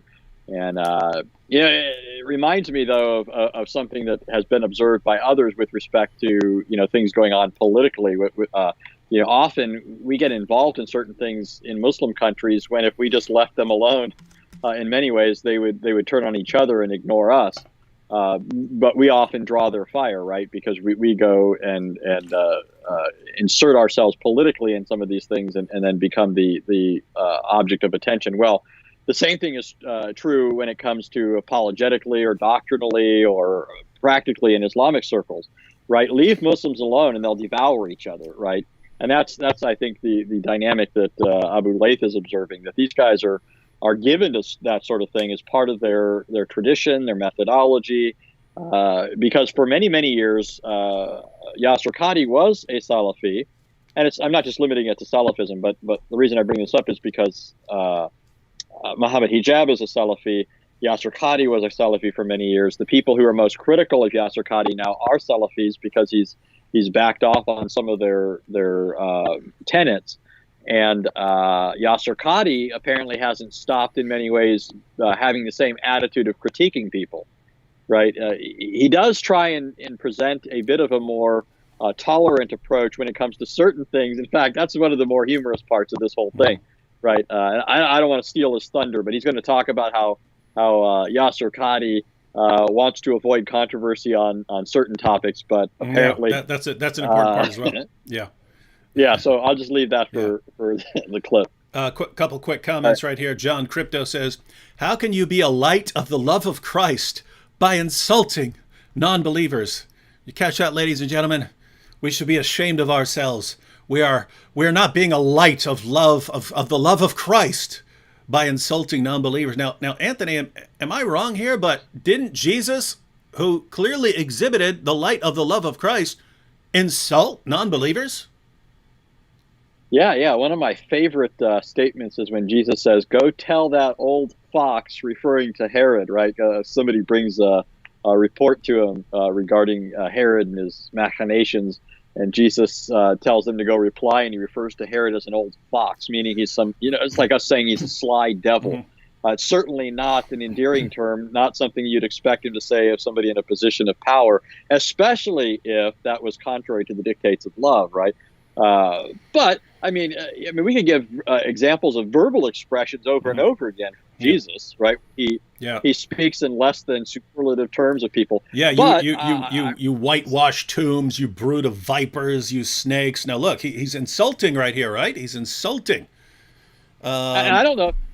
Maybe sometimes we need to slow down for people and explain what some of those terms mean. I mean, because it's almost as if they're just glossing over those things as though they aren't what they are. Yeah, they tune them out. They're clearly insults. So how is Jesus? Could you imagine John Crypto being there? Jesus, How can you be a light of the love of yourself by insulting these non-believers? John Crypto, I'll break it down for you right now. You would interpret insults as unloving. I would view certain insults as unloving. But I would view some insults as completely loving. If you're telling people what they need to hear, guess what? Jesus was, in every one of those cases, Jesus was saying what people needed to hear. Some ideas are really stupid. They're stupid and they need to be called stupid. They're so stupid that they need to be made fun of. When someone comes along and says perfect preservation right down to the letter, and we go through their sources and we find missing, entire chapters came up missing, large passages came up missing, verses are eaten by a sheep. There are manuscripts that have tens of thousands of differences. When we see that and people are running around, perfect preservation right down to the letter, you call that stupid. You call that claim idiotic until it finally sinks in. And that's not hateful, that's loving. What's hateful is not telling people the truth. Not telling people that these claims are ridiculous. Because you're basically saying, these claims are completely false and you're all being misled and you're all being deceived, but, I don't want to hurt your feelings, so I won't bother to tell you how bad and silly and ridiculous these claims are. So differences here. And here's a quick example from 3 Idiots, very aptly named. 3 Idiots says, David, he's commenting on the principle of embarrassment. David, if Scripture has embarrassing statements is more authentic according to you, then why you throw away Gospel of Thomas, which portrays Jesus as misogynistic? Saying 114. 3 Idiots, again, very appropriately named. 1, you didn't understand the principle of embarrassment at all. 2, you definitely don't understand the Gospel of Thomas. And 3rd, you Jesus being misogynistic was not embarrassing to the people who were writing the Gospel of Thomas, right? So 1, the principle of embarrassment does not say, if something's embarrassing, it's as good as gold, right? I could say something embarrassing or insulting about Christianity or Islam or anything right now. It doesn't mean it's historically valid, right? That's not the point. The point is, if you're looking at claims of the adherents of that religion, right? So if you're talking about Muslims sharing stories about Muhammad and claiming that they got this from Muhammad, or if you're talking about Christians, Jesus followers, making claims about Jesus, the historian looks at these and he says, well, if I have a story about Jesus or a story about Muhammad that's coming from the followers, well, if it's something really positive, I have to question that. It could be true. It could be totally true, but I have to think about what reason they would have to invent this, right? Because if they have a good reason to invent that, I might want to take a closer look and see maybe they invented this. If it's something really embarrassing to them and they're trying to explain it away, then that actually weighs in favor of authenticity. Because if there's no good reason for someone to invent something, then, well, there's no reason to invent it. So you go back to the earliest strata of Islam. They're all saying that Muhammad received revelations from the devil. Muslims today, that never happened. Why? Because it's embarrassing. Guess what? It was embarrassing back then too. That's why they were trying to explain it away. They're trying to turn it into a positive direction. Well, guess what? It was clearly embarrassing to them. So if it's embarrassing, does it seem likely that they would have made it up? That they would have said, hey, you know what? Let's make up a story about Muhammad delivering revelations from the devil. No. It doesn't make sense for Muslims to invent it. If non-Muslims had invented it, it doesn't make sense that Muslims would have included this in their story. They would have said, what are you talking about? The only explanation for why this is in the Muslim sources is that they knew it happened, right? That's the only explanation. Whereas if you take something like Muhammad's miracle claims, we can have believable miracle claims. But when your earliest source, the Quran, says that Muhammad didn't perform miracles, and then the farther you go along, the more miracle claims you have, it's clear that people are making these things up and that they had a reason. Why? Because wherever they went and they said, Muhammad's a prophet, Christians and Jews would say, what miracles did he perform? And at first it was none, just the Quran. And Christians and Jews laughed that out of the room, right? But as time went on, more and more, oh yeah, he was shooting water out of his fingers and we were thirsty. It's all kinds of nonsense, right? So it's clear they had a reason to make that up. And there's no good reason to think that the historical Muhammad actually performed miracles. The earliest source actually denies it. And so that's how the principle of embarrassment is working. So there's that. Then there's the Gospel of Thomas. The Gospel of Thomas is a forgery. No one thinks the Gospel of Thomas is authentic. No one thinks that Thomas sat down and wrote the Gospel of Thomas. It is a forgery, right? It's like the Gospel of Barnabas, which is even long after that, right? It's a forgery. People don't say, oh, the Gospel of Thomas contains something that we don't like and that we find embarrassing. Therefore, we're throwing it out. The Gospel of Thomas, the Gospel of Thomas is thrown out because it is the most obvious forgery in all of history, apart from the Gospel of Barnabas. And so, and the Quran. Yeah, and apart from that, portraying Jesus as misogynistic, it's a forgery, right? It's a forgery. So, dude, by all means, stop embarrassing yourself. Stop hearing something for the first time and then trying to use it in an attack when you have no clue what you're talking about, because you just end up embarrassing yourself. Anthony, anything you wanted to add before we go into more Mufti Abu Layth? Well, just one thing about the insult thing. I mean, I was thinking back on our conversation. I'm thinking, gosh, at this point, I don't recall insulting anyone, right? I mean, I think it's kind of interesting that he would say that, because if he goes back and looks at the videos where we really dig into people, gosh, I can't imagine what he's going to say then. Yeah, we haven't called anybody. Here. In fact, it's Abu Layth in this video who calls hijab an idiot. Yeah. Right. But I don't think we've said that about any of them. Although, truth be told, there's definitely some idiotic things going on here. Yeah, there is. And here you have listen to this. Here you have John Crypto. This guy's hilarious. David, this is not the way of truth. And then his next comment: do not defame the Lord by misrepresenting him. Win through love only. Misrepresenting him. John Crypto. So everyone, just so you know, Jesus did not say, woe unto you, scribes and Pharisees, you hypocrites. He didn't call them snakes. He didn't call them a brood of vipers. He didn't call them whitewashed tombs, because John Crypto has erased those things from his Bible. When the Apostle Paul ran into Elymas the sorcerer, who was trying to lead people astray from the gospel, he didn't say, you son of the devil, you enemy of all righteousness, because that would be unloving, and Paul wouldn't have been a good reflection of the love of Christ. So that didn't happen. These guys we read about in Scripture, they never said things that would hurt people's feelings, because that's always inappropriate. It's not the way. John Crypto says this is not the way. This is not the way, ladies and gentlemen. You should just let people go on believing complete falsehoods, believing some of the stupidest things anyone has ever foisted upon them, and never expose them, because you'll hurt their feelings and they'll be insulted. You got that? Anthony? Have you learned your lesson, Anthony?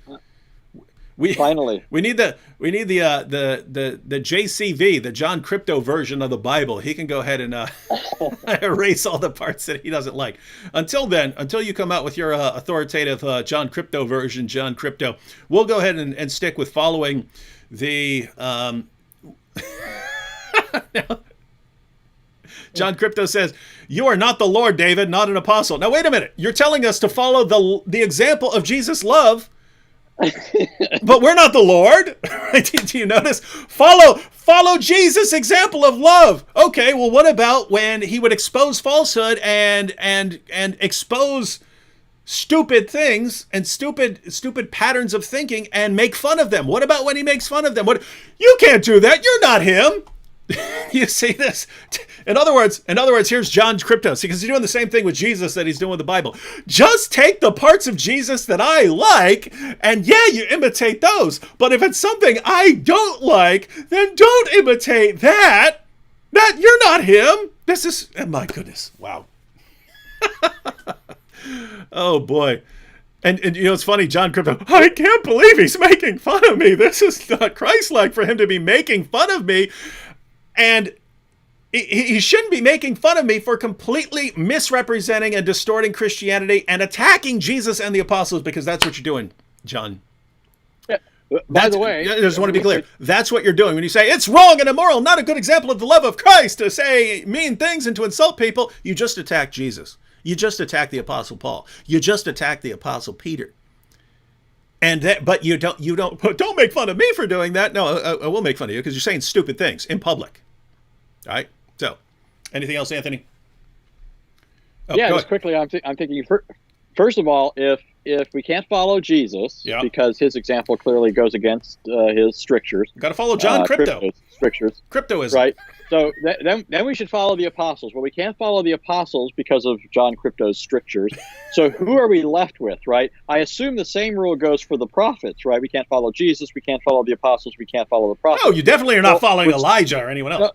Wait a minute. Yeah, but guess what? We still have plenty to appeal to when it comes to this sort of thing, because the Psalms were given to be on the lips of all of God's people, right? They were to be sung by God's people. They were to be memorized.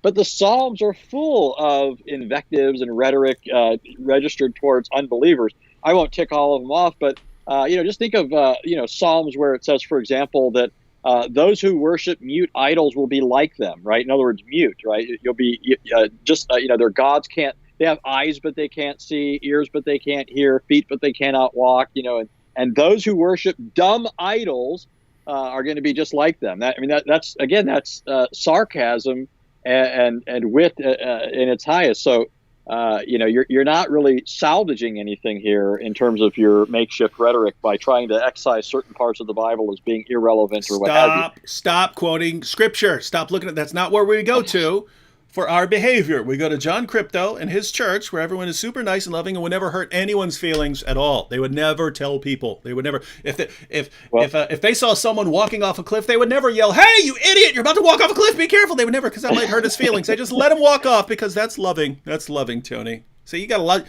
to learn about love there, Tony. All right, we ready to check out some more Abu? Oh, go ahead. Yeah, well, never mind. John Crypto says his name is Michael, so I guess he's being cryptic about his name, just like apparently the Bible's being cryptic on what's appropriate to say to non-believers. All right. More Mufti Abu Layth and his awesome laugh. He will be refuted. This is what... So Muhammad Hijab decides to, you know what, let's just turn on him. This bichara had come on there, and you know something? This Yasir Qadhi had come on there and thought, you know what, I'm gonna have a heart-to-heart.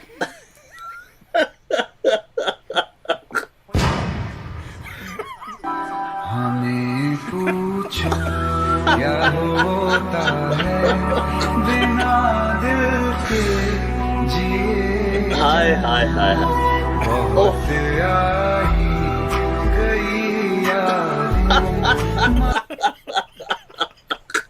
He decided to come on there and do a heart-to-heart.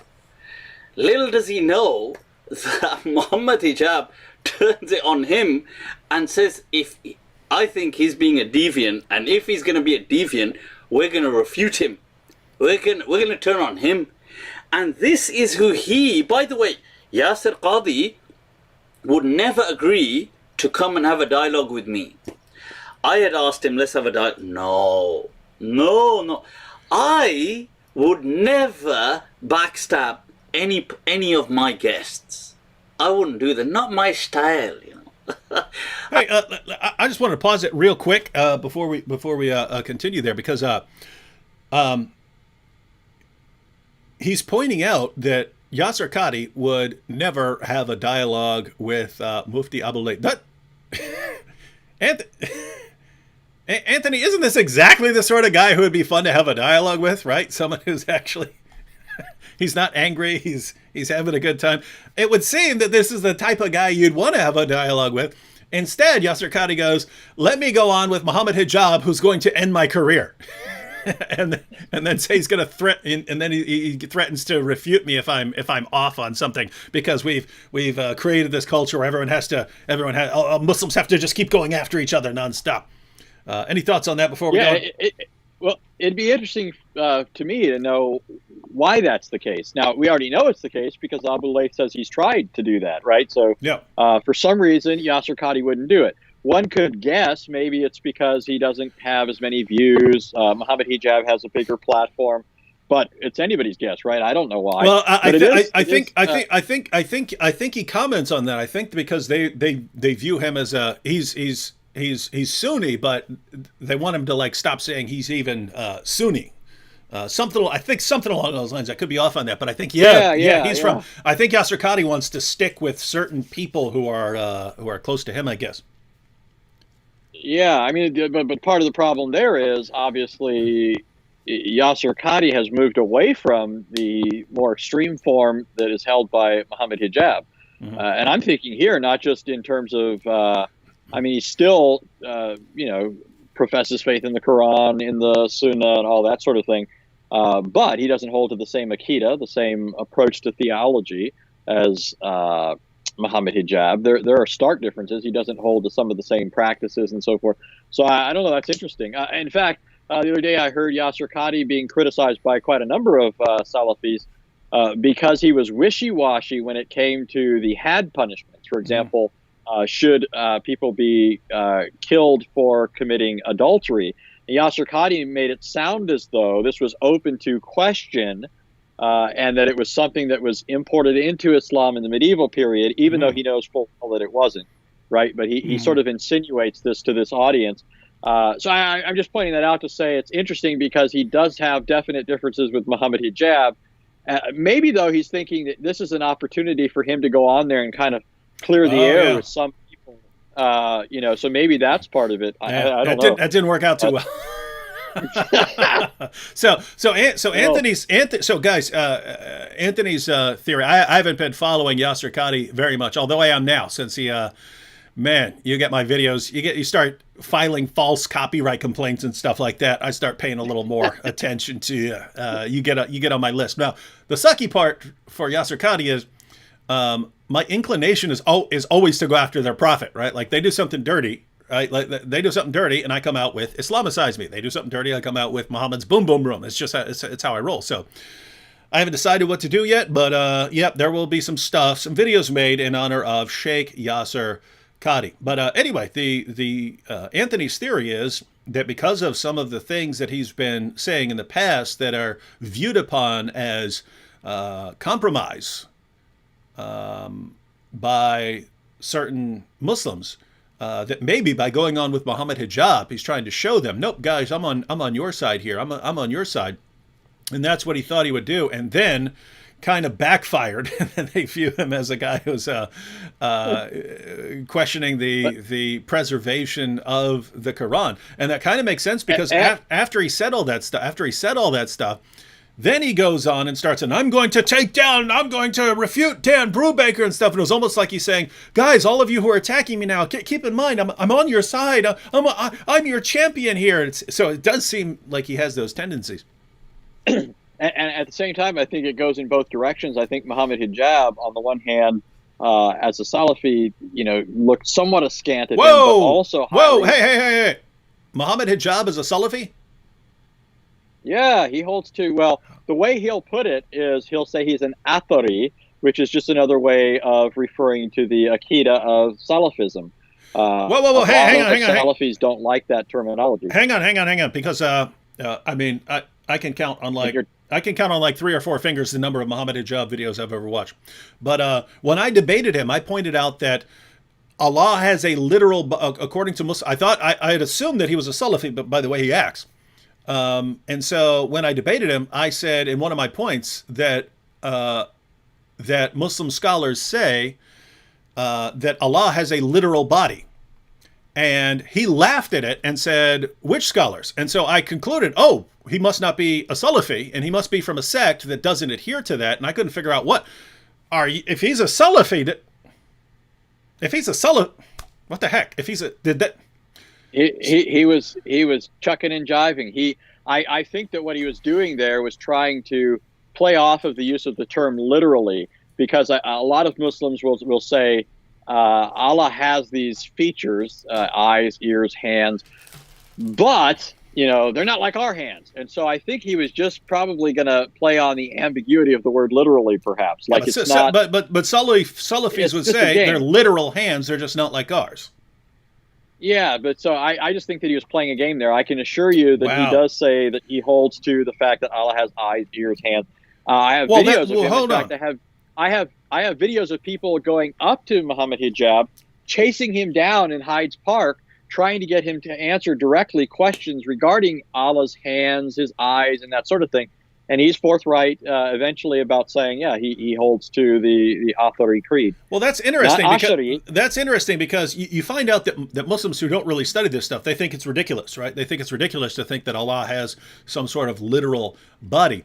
But you start, studying this stuff and finding out the arguments from the Muslim sources based on why Allah has a literal body.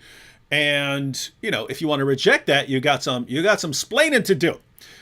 So if Muhammad Hijab, it's basically in the debate, he said, what scholars? And then the audience laughs. Oh, that's so stupid. Like they don't realize they're laughing at Islam. And two, they're definitely laughing at and mocking the Salafi view of Allah. So, gosh, these guys don't, man. I mean, he threw the Salafi view of God under the bus and mocked it. And you're saying he's a Salafi. That is very interesting stuff. All right. Should we jump back? Should we continue here? Yeah. All right, here we go. I may ask them questions. I may do that, but I wouldn't backstab them. I wouldn't kind of call them on, press these questions, and then say, oh, you know what? He needs to be refuted. So this is where you've got this statement by, obviously, Muhammad Hijab to gain his own popularity. Finished. Wallahi, you're finished. Wallahi, you're finished.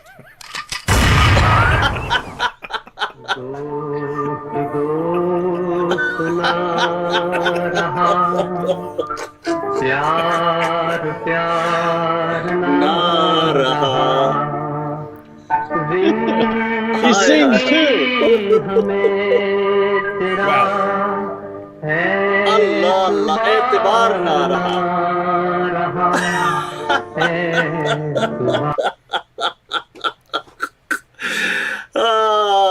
This is what has happened, people. This is what. But I want to say, look, listen, people. In many ways, Sheikh Yasir Qadhi, Muhammad Hijab, in many ways, this is for them just chickens coming home to roost. They are part and parcel of this mob culture of creating this, we need to refute people. This, this refutation culture of like, oh, if you're and Yasir Qadhi is one of the biggest proponents of this.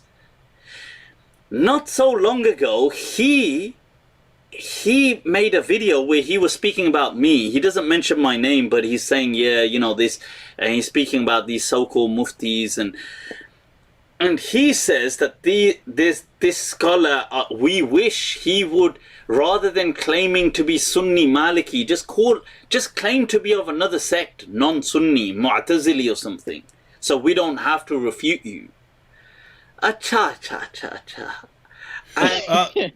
Did you catch that? So they're telling him. So apparently, Yasir Qadhi is saying that he should stop referring to himself as a Sunni Maliki and call himself something else, so we don't have to refute him, right? But notice, I mean, if that's what they said, then the implication would be, well, if you call yourself something other than Sunni, if you put yourself outside of the fold of Sunni Islam, then we can just say, he's a hypocrite or a heretic or something like that. We don't have to deal with him, and so they view him as a problem because he's claiming that he's a Sunni Muslim and so on. And so people are coming saying, hey, are there these different views within Sunni Islam that we need to think about? Do we need to take Mufti Abul Layth seriously? And so, interesting. What are your thoughts there? Yeah, we'll watch some more. Well, yeah, what's interesting is he does have, according to him in other lectures, a really good background in terms of hadith studies. So his criticisms, for example, of the hadith, which would bring some of their ire, right? The reason that some of these guys would say, just don't say you're a Maliki, say you're something else. That's where some of that would come from. But he has, competence or background in some of this. And what's interesting is he says the same thing about what's going on in the Islamic world among scholars with respect to hadith that Yasir Qadhi is saying is taking place among Muslim scholars with respect to the Quran. Right, so it's interesting. There's kind of a mirror here, and completely separate discussions. But Abu Layth, in his criticisms of the Hadith, he says that there's all these discussions among Muslims taking place, scholars, and that's basically what Yasir Qadhi. And I don't remember if it's in the video with Muhammad Hijab where he mentions that. But he mentions that he's part of a group of a lot of Muslims who have been talking about this. Was that in the video? Yeah, he's saying. Yeah, he's saying, and one of them sort of exposed what he had said in order to try and bring him down. Is that the part you're talking about? Oh yeah. Okay, so that's in that video. That's right. Yeah. Okay, I see so many things. I'm thinking, where was that at? Because he mentions that he's part of this dialogue with scores of scholars where they're wrestling with these issues. And if he's talking about scholars that he's interacting with behind closed doors, you're talking about a significant body of people. In other words, Yasir Qadhi is not having this discussion. He already says he doesn't want to have it before the public, right? Yeah. And he's willing to maybe talk about some things in a class that people pay for. So what must this group of scholars that he's talking about be? Right? We're talking here then, I think, about people that are really high up the rung, of the scholarly ladder in the Islamic world. If they're all over there pooling their common knowledge, and they're not able to come up with a narrative that fills in the holes, that's huge. Yeah, that is a problem. So in other words, it's not just when Yasir Qadhi says there's holes in the narrative. In a sense, there's scores of other scholars that are in a sense speaking through his mouth, because he's interacting with them, but hasn't been able to come up with an answer that's adequate to quell what he considers to be significant problems. Yeah, and then he's saying he thinks he might have something, and he's running it by scholars to try and come up with it. But notice, I mean, based on what he's saying, it's people have no idea, and he's working on a solution. But notice, so this is 14 centuries of Islam, and they still can't figure out what the situation is with the ahruf and the kirat and those relationships to the Uthmanic recension and things like that, and they don't know. And these are fundamental. These are fundamental issues to any sort of anything you want to say about the Quran being perfectly preserved, right? So you have the claim that there's just one Quran and there's no variants anywhere. That's just complete idiotic nonsense, right? The claim that someone like Yasir Qadhi is going to make is, no, you have these different kirat and stuff like that, but they're somehow all from God, and that's what he's trying to make sense of. He's trying to figure out how to make sense of that, a working theory of how that is possible. But notice what he's saying. We can't figure out how these different Qurans are all somehow revealed by it. We don't know. We can't figure it out. And I've come up with an explanation. I think I might have come up with something I want to roll with, but I got to run it by some scholars and stuff like that. But nothing I can say. And I guess if he's running his theory by various scholars and stuff, he might not even cover that in his class. He might just be, trying to get people to understand the problem and maybe some historical solutions. Notice this is the preservation of the Quran. All these guys are running around saying the Quran's been perfectly preserved. It's perfectly preserved. It's perfectly preserved. And you've got Yasir Qadhi, he's on the cutting edge as far as the scholars he's interacting with and stuff, and they have no idea. They have no idea what they're doing. So this is wow. It's amazing stuff. Yeah, and apparently he's not overly comfortable or solid or convinced of his own theory, I wouldn't think, because he's a little upset that somebody leaked those interchanges, right? That's part of the issue. I think that was behind Hijab asking certain questions. Those interactions were leaked where these scholars are talking about the holes, the problems, right? And so people want some clarity on some of this. And I understand, though, in terms of academia, you don't want to just throw something out there before everybody, before you get other, heads involved and ask them to point out something maybe you just overlooked.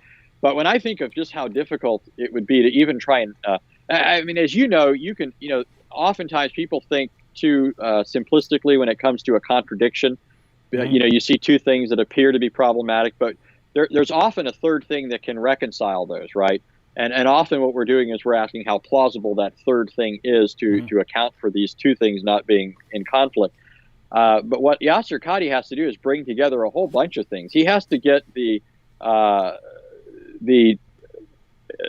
hadith narrations regarding how things happened to comport with the textual history, right? He can't just come up with a theory, in other words, that accounts for these manuscripts. It's got to be a theory that also encompasses or accounts for what we have in the hadith. Otherwise, he undermines the hadith. And you can't, initially somebody might undermine a hadith and think, okay, no big deal, we have to throw out this hadith. But once you do that, you realize that, well, then whatever criteria led to the establishment of that hadith is valid, well, then we have to question those other hadith that are built on the same methodology, right? So you unravel a bunch of things. That's why you got to run it past all these other people. What have I not thought about? But it's incredible to me still. Again, think of best case scenario, right? He's got what he thinks is a good answer. Mm-hmm. How likely is that to work? In other words, you've had 14 centuries of Islam. Mm-hmm. All these scholars prior to Yasir Qadhi, whom Yasir Qadhi would acknowledge to be his superiors intellectually and in terms of their competence in these different sciences, ulum al-Quran, all these different sciences, hadith scholars, jurisprudential scholars, all these different people. None of them have come up with these any of these solutions. Yasir Qadhi's been aware of this problem for decades, going back to his university days. It's continued to plague him all the way down till the present. He's been interacting with scores of scholars in private interchanges. And now when he's on a broadcast with Muhammad Hijab and accidentally says something that's less than what Muhammad Hijab wants to hear, he starts talking about, well, I've got this idea that I'm running past some people. I mean, that just it strikes me as just he's standing way out on the ledge of a branch and way out on the ledge of a limb of a branch, really out there on the ledge of a twig or a leaf, hoping desperately that it's going to hold him up. Yeah, guys, here's here's an important point for you Muslims who are watching, right? Yasir Qadhi is acknowledging that 14 centuries of Muslims who've been trying to figure this out, because this started during the lifetime of Muhammad, this problem of the ahruf and supposedly different versions of the same verses, somehow both being acceptable and so on. And you have, that's where the problem gets started, because they run into all kinds of other problems. So many that Uthman has to burn all the manuscripts. And then they end up with massive more problems after that. And you have Muslims try to figure this out. And they try to, well, how do we explain this? And Muslims have been working on that for 14 centuries. And according to Yasir Qadhi, wow, we have some cute little answers that we give amongst ourselves. And we say, oh, it's just this. And oh, it's just that. And we say, oh, that's good. And he says, then we run into Western academics. And they rip it to shreds. They rip it to shreds. And he even said, you remember this? He said, and they're not lying because they're quoting your own sources. They're right. Right? He goes, so yes, they're refuting our theories by quoting our sources.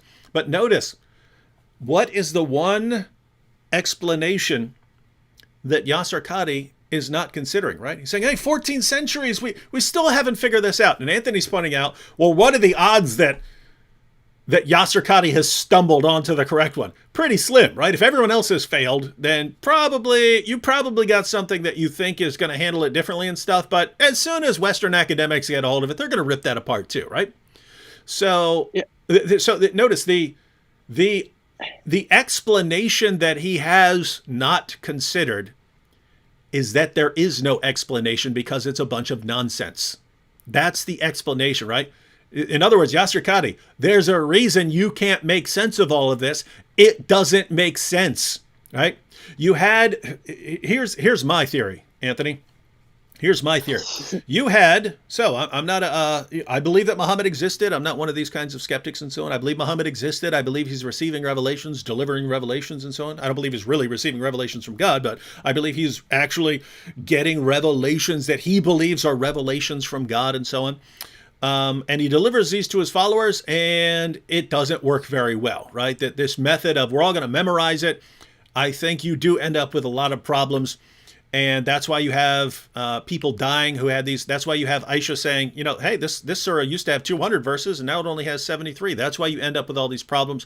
Then you have people memorizing the Quran, but doing so imperfectly. And that's why you have Uthman needing to burn all these manuscripts. And then you have, you know, the letters, but, you know, you haven't included the dots. And so once you start including those in different parts of the Muslim world, they're going to get those wrong as well. They're going to make mistakes there. And it's just a big sloppy process. It's a big mess that you end up with. And then later Muslims try to go and write into the history. Oh, that's explained by this. Oh, this came up missing. Well, that's because of abrogation. Oh, this is different. Oh, yeah, that's because Allah revealed it in different ways. Oh, there's this, and they have an explanation for everything, right? And then you get down to, you know, our time, and Muslims are taking these theories and they're trying to, okay, let's come up with the solution to all this problem. And there is no solution, because those were never real solutions to begin with. Those were little patches. As those were little band-aids that, you know, Islam's just bleeding all over the place, bleeding nonsense all over the place, and they're trying to patch it up and trying to put band-aids on there. And then you've got, you know, 14 centuries later, let's take all these explanations and make the one unifying theory that explains everything, and you can't, because it's just, it's all nonsense. It's all nonsense. All right, should we check out some more Mufti Laith, Abu Laith? Let's do it. Yep. Oh, wait, before we do, check this out. My goodness, comment right here. Islam Dugiev says, I have nothing against Christianity, but why mock other religion like David Wood does? Anthony, is this coming from the same guy whose first rightly guided caliph? Guys, close your ears if you're a child or something like that. Abu Bakr, the first of the rightly guided caliphs, was with Muhammad when Abu Bakr became angry over a pagan saying something. And Abu Bakr, the first of the rightly guided caliphs, Muhammad's father-in-law and his closest companion, said, why don't you go suck Allah's clitoris? This guy believed in a pagan goddess named Allah. He said, go perform oral sex on your God. That's how Muhammad's own companions responded to the religious beliefs of people they disagreed with. Go perform oral sex on your goddess. So, Islam Dugiev, you don't see a problem here? Now, why does Allah in the Quran call Jews and Christians the worst of creatures? Surah 98, verse 6. The worst of creatures. We're the worst of creatures. What's going on with that? Do you not understand what a hypocrite and a crybaby and a coward you sound like when you've got your religion that's been slaughtering and raping and pillaging and robbing for 14 centuries, and then we get down to our time, and I say, guys, those people who tell you perfect preservation are all liars. And you go, why are you insulting us? You're hurting our feelings. How could you do this to us? Oh my goodness. It's so pathetic. It's the most pathetic thing I could even imagine. For 14 centuries, we go around robbing, enslaving people, taking women as our sex slaves, taking little girls as our sex slaves, slaving populations, slaughtering people, destroying churches, destroying synagogues, destroying it all, leveling it all, lay waste, Allahu Akbar, attacking everyone, attack in all directions. And we say, hey, your guys are saying perfect preservation right down to the letter. That's false. Well, you can't say that. Well, why would you do that to us, David? Oh, my goodness. Dude. Go somewhere else with this nonsense. It's so pathetic. It's so sad. Do you do this because Muslim do this to you? What about turn to hut other cheek?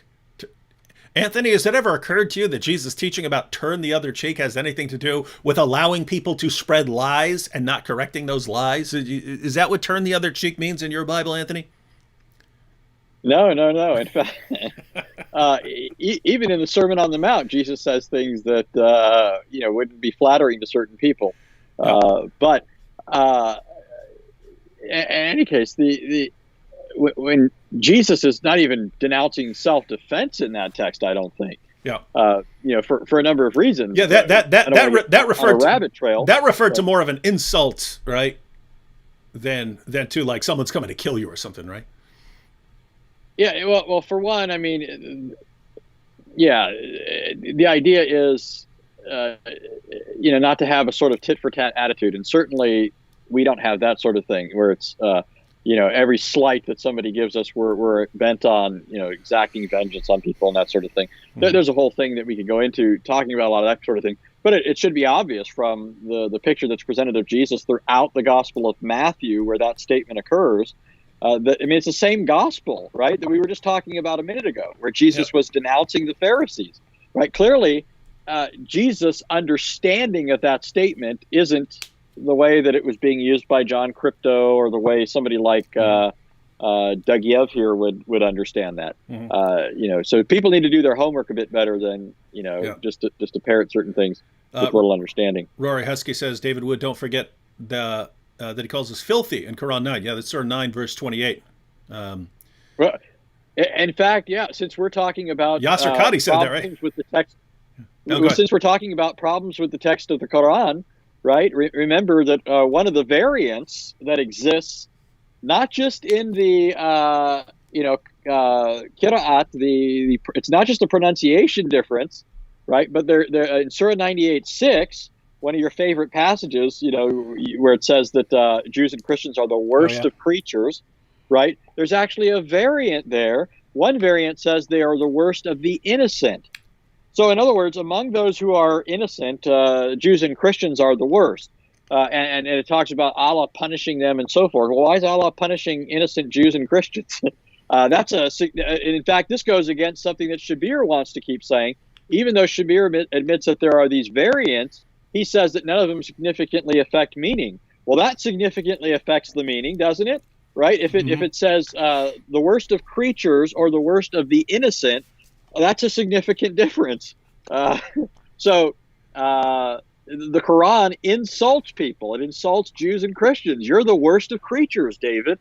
And so am I, and so are all the Christians that are watching this, so are all the Jews in the world.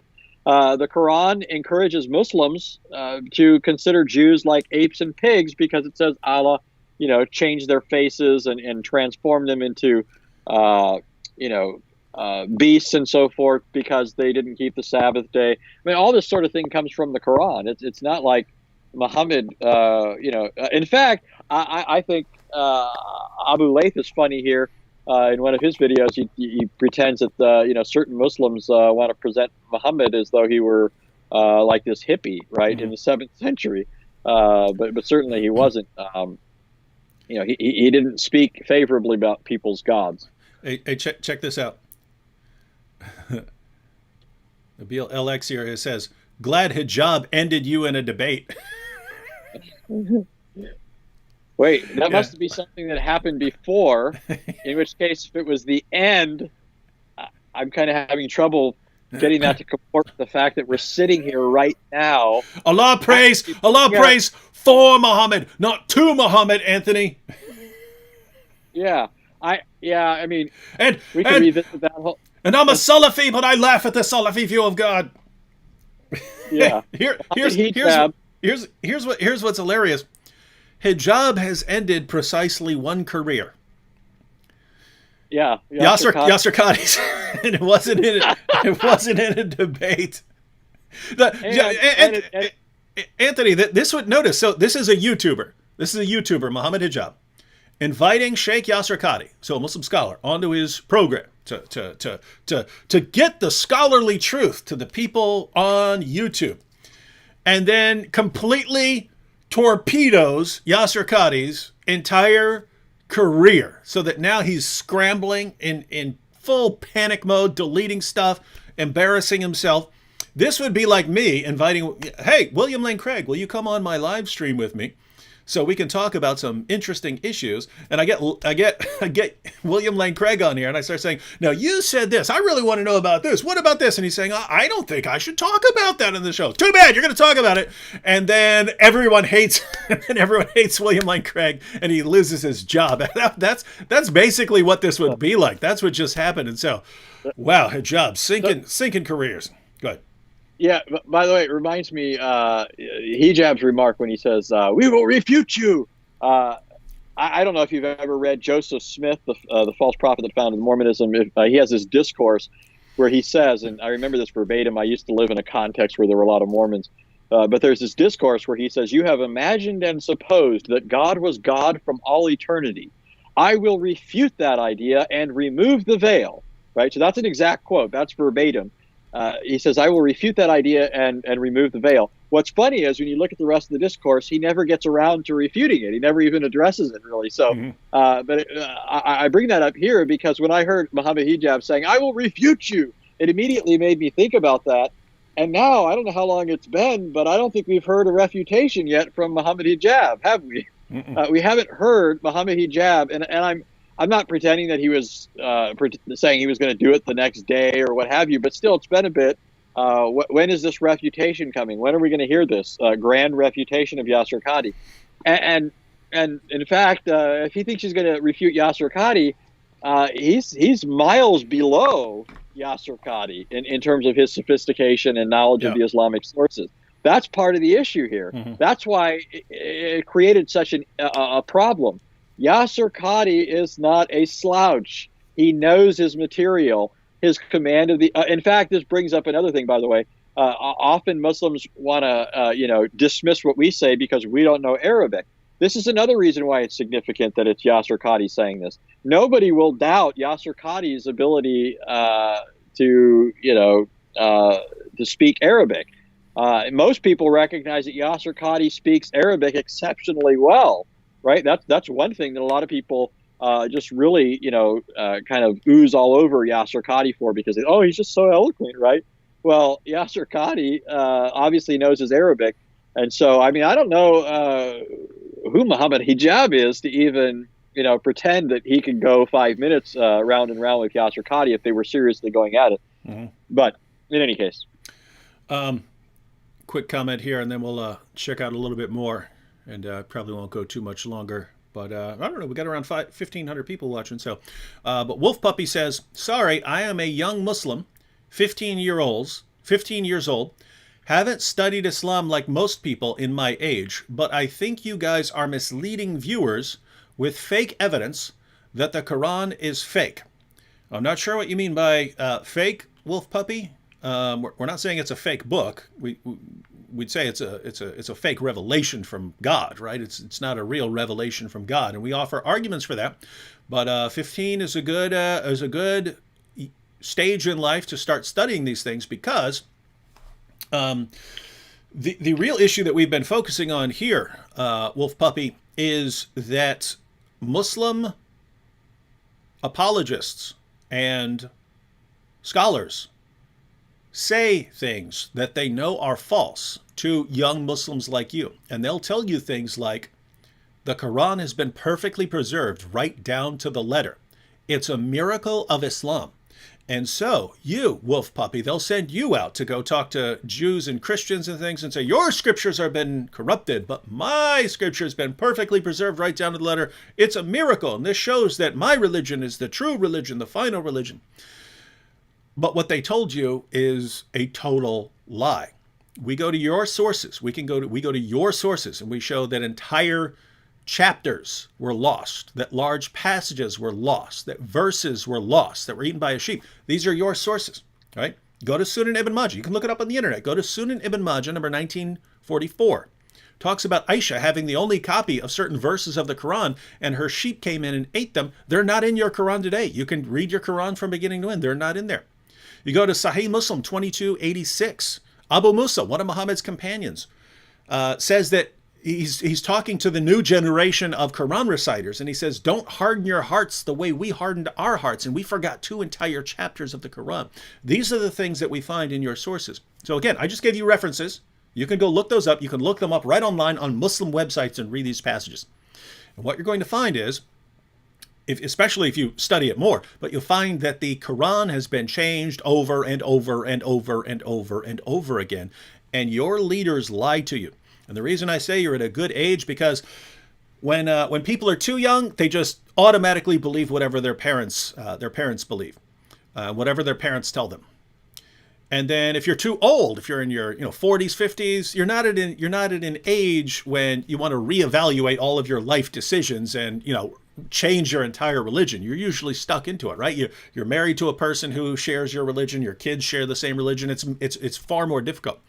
But the age you're in right now, that age 15 to 25, that's when you want to be looking into these things, because you're no longer at the period where you just mindlessly believe what your parents told you, but you're not set in your ways. So check it out.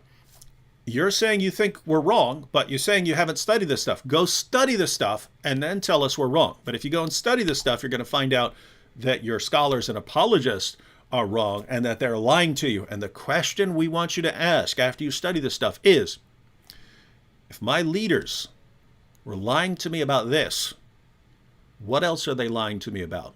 And why are they lying to me? And once you ask that question, you are on your way out of Islam, my friend. All right, Tony, should we watch a little more from our Mufti friend? I think there's some good stuff coming. All right, let's check it out. Now, check this out, people. Check this out. Sheikh Yasir Qadhi Saab. Qadhi Saab. When, look, this is my nasiha to Americans. Americans really don't know how to handle this stuff. Two things they can't handle. One seems to be they can't handle women. As soon as they get on certain, as soon as they get to a certain kind of fame, usually there's a big problem, And two, they can't. Hang on. What do you think he means there? Like at first, when he said they can't handle women, like you might think that he means control women or something like that. But then he says as soon as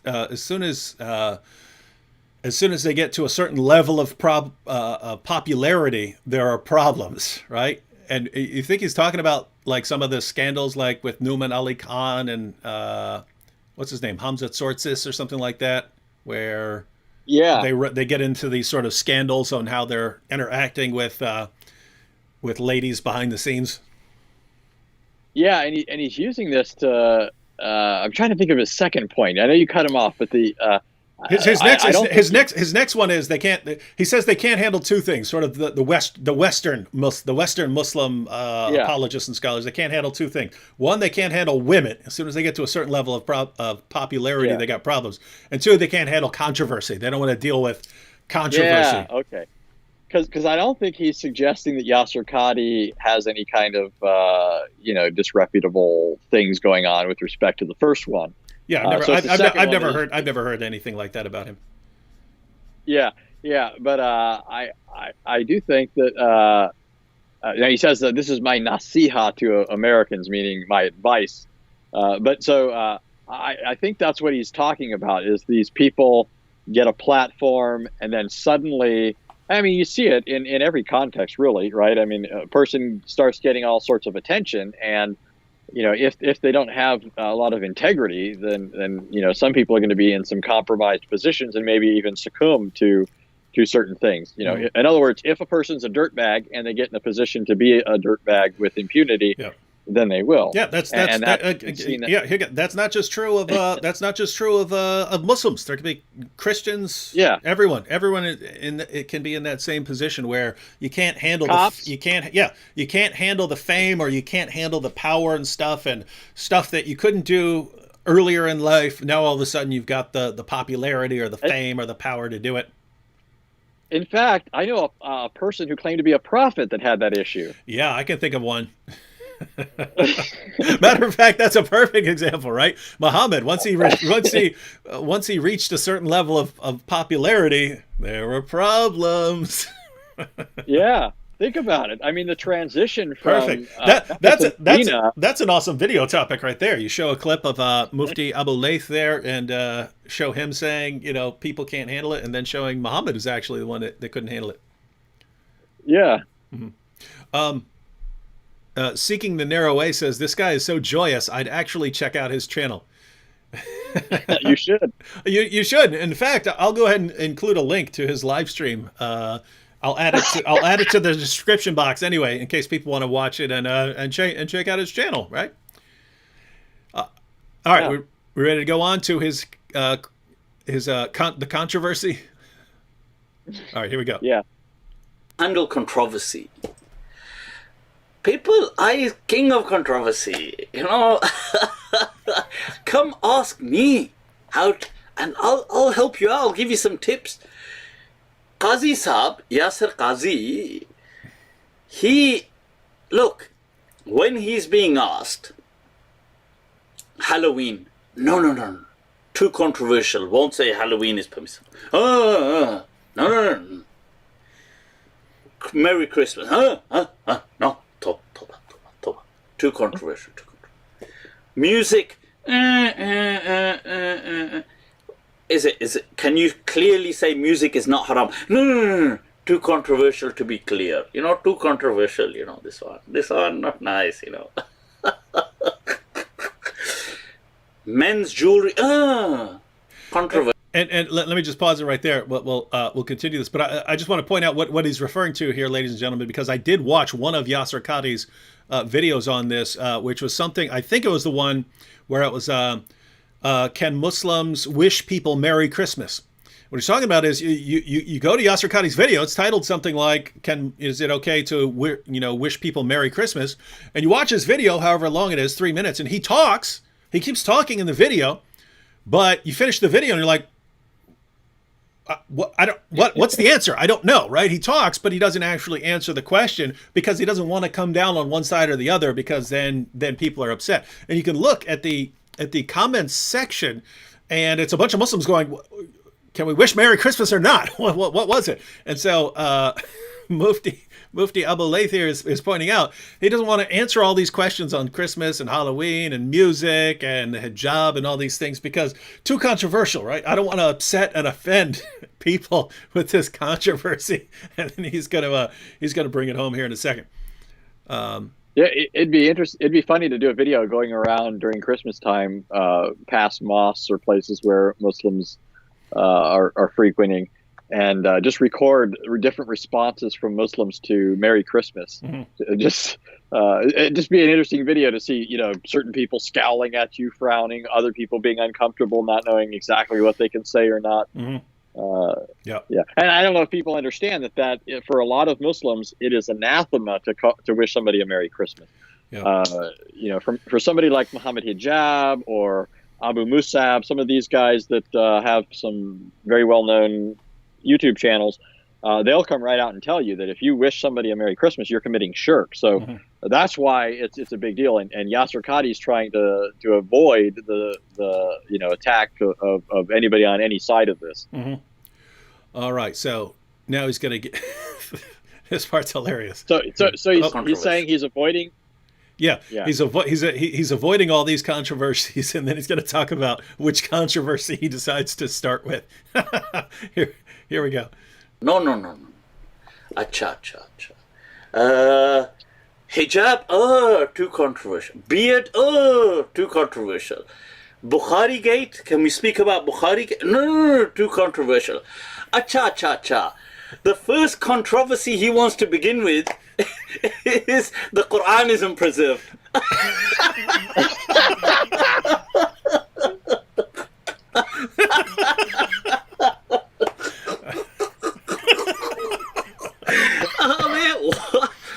Is this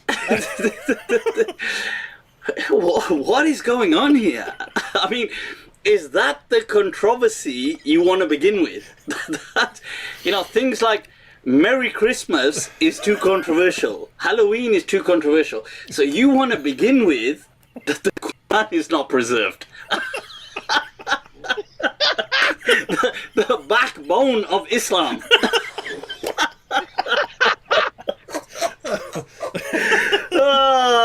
This is the thing, Oh wow.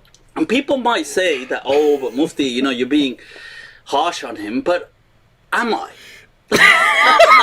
Because in all honesty, did you catch that? He says you might say, Mufti, you're being too hard on him, but am I?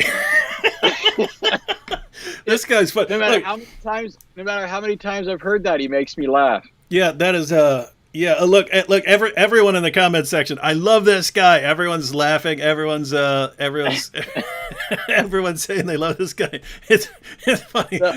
Everyone's gonna go to his channel, and there are gonna be people like, I converted to Islam because this guy's laugh is so awesome. Yeah. Now, just so everyone knows, I mean, I've probably heard this like 5 times, and I heard it when it first came out. I sent it to David. Mm-hmm. I was listening to it earlier on my way to get some coffee. I mean, I've heard it several times, and it still makes me laugh. This is I know. I mean, yeah, I've watched it a couple times, and I think this is hilarious. Is he always like this in his videos, or is it just like this particular situation is making him crack up? I can't say he's always like this, but he's often like this. So he's, at first when I saw him one time, and I thought, this guy, I think he's just a joker. Maybe he's just, because I don't think I watched a topic that was very interesting, and I just thought he doesn't really know what he's talking about. It was just an initial thing, a first impression. I have a much greater respect now for how much he does know, because I've listened now to a lot of different things from him. And he has done his homework. He's not at the level of a Yasir Qadhi, but he still seems to have a bit more sense. Especially when you, and of course I'm here making a distinction, right, between knowledge and common sense, right? He seems to have a good bit of sense about him that goes beyond Qadhi. Yeah. Because he recognizes just how absurd it is for Yasir Qadhi to avoid controversy when it comes to Halloween, when it comes to the beard, when it comes to wishing somebody a Merry Christmas, but then just stumble right into the biggest of all issues in a discussion with Muhammad Hijab. He should have just put the brakes on immediately. Instead of saying something and then putting the brakes on. Which he could have, right? I mean, he could have just said, there's a thing going on, but I am working on this, and I don't really feel like discussing it in public right now. But somewhere down the road, once I've tested out my views and run them by some scholars, then we'll discuss it. But and it was funny because he was clearly trying to do that. We shouldn't be discussing this, and Hijab would push him on it, and then he would blurt something else out and say he doesn't want to talk about it, and Hijab would push him more, and he would blurt something else out. And so, wow, the gift that keeps on giving there. It's like having cheeks full of air, and somebody's over there poking your cheeks, and you're trying to keep your lips closed, right? Yeah. Here's Yasir Qadhi sitting on all these problems, and he knows it. Yeah. And Muhammad Hijab is poking him, thinking he's going to get the answer he wants, but instead ends up getting an answer that leads him to say, "I will refute you." No, it was very clear the entire time that, I mean, when I had Jay Smith on here a few days back, he pointed this out. When Hatun Tash and Jay Smith, they showed up with 26 different Arabic Qurans to Speaker's Corner, and they actually had pictures of the Arabic blown up to compare them side by side so that people could not, so that people could tell that they're not the same. And they're actually having Muslims in the audience saying, read this and read this. Read this and read this. They're different, right? Hijab was there, and he's going, everyone come away, right? He's telling everyone to get out of there. So Hijab, he basically understood, hey, they've got something here, and I do not know how to answer it. And these Muslims here do not need to hear this. They need to be called away from this. They need to get away from this until we have an answer, right? So what happened is Muhammad Hijab, he gets Yasir Qadhi on his show. Finally, we can solve all of this. We can solve these problems. We've got a scholar who's been dealing with this stuff for years. He can come on here and explain all of this stuff, and I don't have to worry about it anymore. And then when these non-Muslims show us all these different Qurans, we'll have the answer from Yasir Qadhi. So he really seemed to think that Yasir Qadhi is just going to give the answer, and all it was is, we should not be talking about this in public. Our answers cannot stand up to scholarly scrutiny. We have nothing. This is no joke. This will shake the foundations of our belief, and so we have to keep quiet about it. But Muhammad Hijab, he still thinks, oh, there's a simple, easy, straightforward answer. If I could just squeeze it out of Yasir Qadhi, I could just keep squeezing him. You will give me the answer. Don't say take your class. Give me the answer. I'm gonna squish you. I'm gonna squeeze this answer out of you, Yasir Qadhi. And Yasir Qadhi, the more he squeezes him, the more of his doubts and admissions come pouring out, like squeezing a toothpaste tube, and all this stuff's coming all over the place. It's just it's terrible, right? So now you've got this toothpaste squeezed all out of Yasir Qadhi, and Yasir Qadhi is just this empty tube left over now, and he's in panic mode. What a sad state. Again, here's I've mentioned this before, right? If Yasir Qadhi had not reacted to this situation by attacking all of us and saying we're Islamophobes and having stuff taken down, stuff like that, trying to cover it up, these guys deleting stuff, if they hadn't done that, we would have been defending Yasir Qadhi right now, right? We'd have been saying, guys, these are some difficult issues. As long as he's acknowledging that this perfect preservation nonsense is false, you got to respect his courage for being willing to come out with this stuff. Instead, it's attack everyone else. So now it's just funny.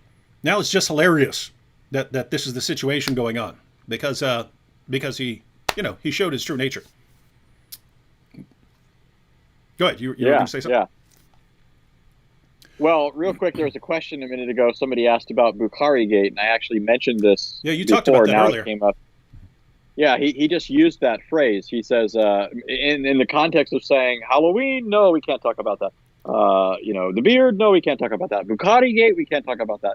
Bukhari Gate is apparently Abu Layth's way of referring to the project that he's doing several videos on it, and apparently it's a discussion among other Muslims that regarding the fact that the Sahih narrations in Sahih Bukhari aren't so Sahih after all. Mm-hmm. And so Abu Layth frowns upon certain hadiths because he rightly recognizes certain hadiths paint Muhammad in a very poor light. Right? He quoted one hadith. He goes through a lot of the same hadiths that we go through, but he also has some additional ones because he's looking directly at the Arabic, where, for example, in one of them, Muhammad's called a loser because he's trying to basically molest this woman who's pushing off his advances. So, he finds a lot of these things embarrassing, and he thinks they should be discarded, and Bukhari should not be put on the same level as the Quran, which is true for 99% of the Islamic world. Mm. So that's what Bukhari Gate refers to. But, so we basically just ended here with Abu Layth saying, if you guys want to learn how to handle controversy, come to me, right? I'll teach you how to handle this stuff. And I'm trying to think of where he's going from here, but I know there are a few good more laughs that are left in Abu Layth here. You could just make a super clip of just him laughing, and it would be awesome. Ahmed Hassan here says Yasir Qadhi was taught by Orientalists. He doesn't speak for Islam. This is your work brought back to you. But obviously, if he had gone to the Orientalists and found out that they're wrong and they're saying false things, then it wouldn't be much of a problem, and he would say these guys are wrong. But what's the actual situation is, he said they don't have this red line that Muslims don't like to cross, and so they will just point out obvious problems. And what did Yasir Qadhi said? He said, we know they're right because they're quoting our sources. So he's pointing out that Muslims, they'll go with the comforting answer, right? So at first, Muslims don't know anything about these, Kirat and Ahruf. They don't know anything about Uthman burning Qurans. They don't know anything about this. Your average Muslim doesn't know anything about any of this. And you hear about it and you think it's a problem. And then the first imam or whoever, or apologist who says, no, that's just this. You just accept it and you think you've solved the problem. And so Yasir Qadhi is actually breaking down that goes all the way up to the top of Islam. You go all the way up to the top Muslim scholars, and they're just accepting these little answers. And he's saying, if you go outside of our little box, and you actually go out to some scholars who are going to poke holes in that, he says they poke holes in it. And basically Qadhi is someone who's realized that Muslim scholars do not have the answers to these problems. He hasn't given up on Islam. He's still working on it. But as me and Anthony have pointed out, does there come a point when you realize there's just no solution because it's not true? That's what I think. All right, should we check? Let me add something here. It's only a half truth to say that Yasir Qadhi was educated by Orientalists. Yasir Qadhi was not only educated here in the West, he was educated. In fact, he went to the Islamic University of Medina in Saudi Arabia. Yasir Qadhi isn't, some chump. He in fact, one of the things he was credited with memorizing the Quran at 15. He went off to university in Medina. He got a doctorate in Western studies. He's been educated from both sides of the equation here. And so you'd expect somebody who has that kind of background, especially to be able to tackle this. He's the perfect sort of person who should be able to tackle this. He was educated in Islamic sources by Muslims at prominent Muslim institutions, and he heard the best that Western academia had to say in response to that. He's the perfect person then to adequately address it, if it can be addressed. The fact that he can't address it, hasn't addressed it at least yet, should be devastating to Muslims. Yeah, Anthony, I mean, just, because we follow these guys to some extent, but I mean, who can you think of who knows, early Islamic history better than Yasir Qadhi? I can't think of anyone where I would say this guy knows it better. Yeah, I mean, who's speaking to a Western audience and that sort of thing? No, I mean, I can't think of anyone. Yeah. So, guys, I'll say, Muslims, this is no joke. This is no joke. And again. Yeah. See. I pointed out before, Yasir Qadhi's in touch with these other scholars that he's interacting with. So he's again, when he speaks, it's almost as if there are 40 voices coming out of his mouth, in the sense that if these other scholars at his level had an answer, then he would know it. Yeah. And he hasn't been convinced of anything. They haven't been convinced by him yet. They're working on it, and have been for 1,400 years. And so Muslims are attacking him, saying, he doesn't represent Islam and stuff like that because, he's been among the Westerners too long. Guys, if a Muslim who doesn't interact with the criticisms of Western scholars gives an answer, you should be suspicious of it, right? You should be suspicious. Yeah, that might be convincing if he's in a room full of Muslims who aren't going to challenge him. Could his theory actually stand up to the scrutiny of other academics who are going to actually challenge him seriously on this? Notice what they want. They want someone who isn't interacting with Western scholars and stuff like that. But why would we think your theory can stand up to scrutiny if you can't go out and be amongst people who are going to point out what your own sources say that refutes you? So, guys, it's almost like it's Yasir Qadhi or it's nothing, right? If Yasir Qadhi and all the research he's done in this area has not allowed him to come up with a solution, you might want to start wondering, maybe there's no solution.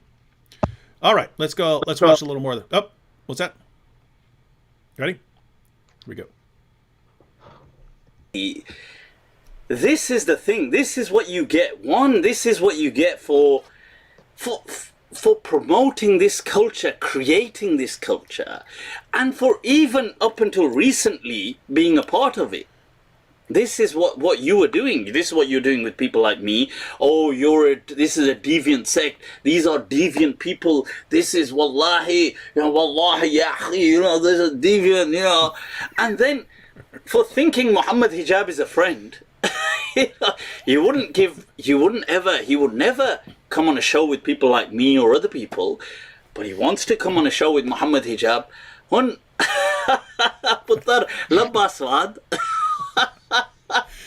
I just want to point out real quick, he's actually making an important point, right? You've got someone like Yasir Qadhi, and he's thinking, no, this guy's from the wrong school of Islamic thought. I can't interact with this guy. Whereas this guy seems like he could talk to pretty much anyone, and he's going to do so in a friendly manner. Whereas Yasir Qadhi's thinking, let me go with Muhammad Hijab and be interviewed by him, and he's really really, strict into his Salafi Islam. So that'll be a good showing. And his whole career gets torpedoed by doing it, which wouldn't have happened if he'd have been having a conversation here, right? If I mean, it seems like if he had said, I don't really want to talk about that, it seems like, the Mufti here would have said, okay, well, let's talk about something else. All right, let's go ahead and check out a little more here. This one not nice, my friend,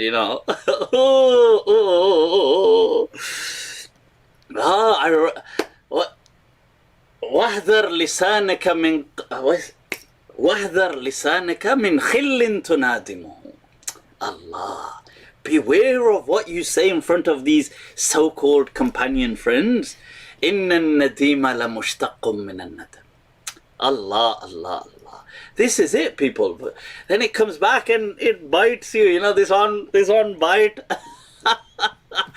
And so for being so foolish and stupid, you see, you have to that's his own fault. And look, let me tell you something. He kept saying, we shouldn't discuss this in front of the public. No, don't discuss this in front of the public. Don't discuss. Abe o mere chache. Discussing the question was the problem, not discussing the answer. When it came to the answer, he started saying, come on my course. Everybody join my, enroll on my paid course, and I will then give you the answer. Are, maha, Qadhi Saab. This guy's funny. Any thoughts on that? It looks like about 5 minutes left. We definitely don't want to go. We go into a.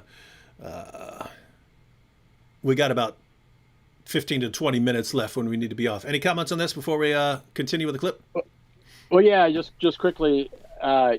Muslims often criticize others for allegedly getting paid, and they're usually trying to insinuate anyone who gets paid for something has ulterior motives or something, as if people aren't performing a service and don't have the right to be remunerated for it or what have you, and they can't be anything other than lying if they're getting paid.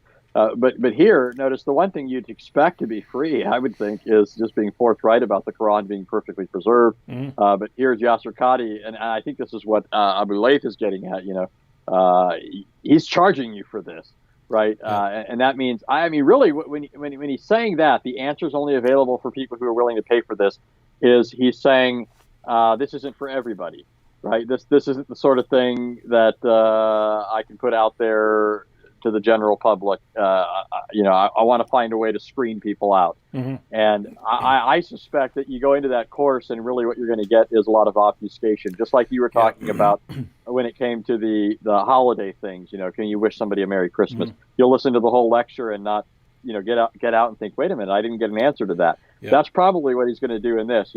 Some scholars say this, some scholars say that, but we don't know yet. Yeah, because notice, anyone who's taken his course, if they actually had the solution, anyone who's taken his course can come out on YouTube, do a 2-hour interview. And I'm sure I understand if he wants to say, hey, you can't really get through this in 15 or 20 minutes, but you should be able to give the gist in an hour or 2 hours or 3 hours or 4 hours. And if Yasir Qadhi doesn't want to do it, then obviously one of his students who's taken his course and gotten the answers should be able to do it. Instead, I'm with you. I'm guessing that you go in there and he's probably going to, break down 40 different theories of ahruf and kira and all this stuff and explain which one of them's, can account for things and which one of them can't. And that there are problems with all of them, and say, but this is what we have to figure out in the future, and this is why you need me, Yasir Qadhi, because I'm going to solve this somehow, maybe. Yeah, and it's suspicious that he's been at this for decades. He said this issue plagued him from an early time. So, and he mentioned specifically, he says, I never talk about this in public. Yep. Right? He's done 100 hours of lectures on the Sirah. If he thought he had the answer to this very nagging, terrible problem, then it wouldn't be tucked away in this paid course that only, you know, a select handful of people have access to. You know, that to me is entirely suspicious, but in any case. Yep. Some people are commenting on his eyebrows. Stuff and Thing says, David Wood, I think his eyebrows are challenging yours to a duel. He has some cool eyebrows. His are darker, so he has an advantage, but we'll have to see. All right. I was thinking with the beard motif that he has and the laugh, he almost reminds me of the Count on Sesame Street. Ha, ha, ha, ha. All right, here we go. The question was the problem, not the answer. Give them the answer, or give them some answer. And then he's like, oh my God, I've got so much hate now. I've got so much hate. And because now the public are either going to force him to pretend he doesn't believe in what in his problems and pretend that there's no problems that he sees, or he's going to have to own his truth and become further disowned. And it's chickens coming home to roost, because that was actually an important point there.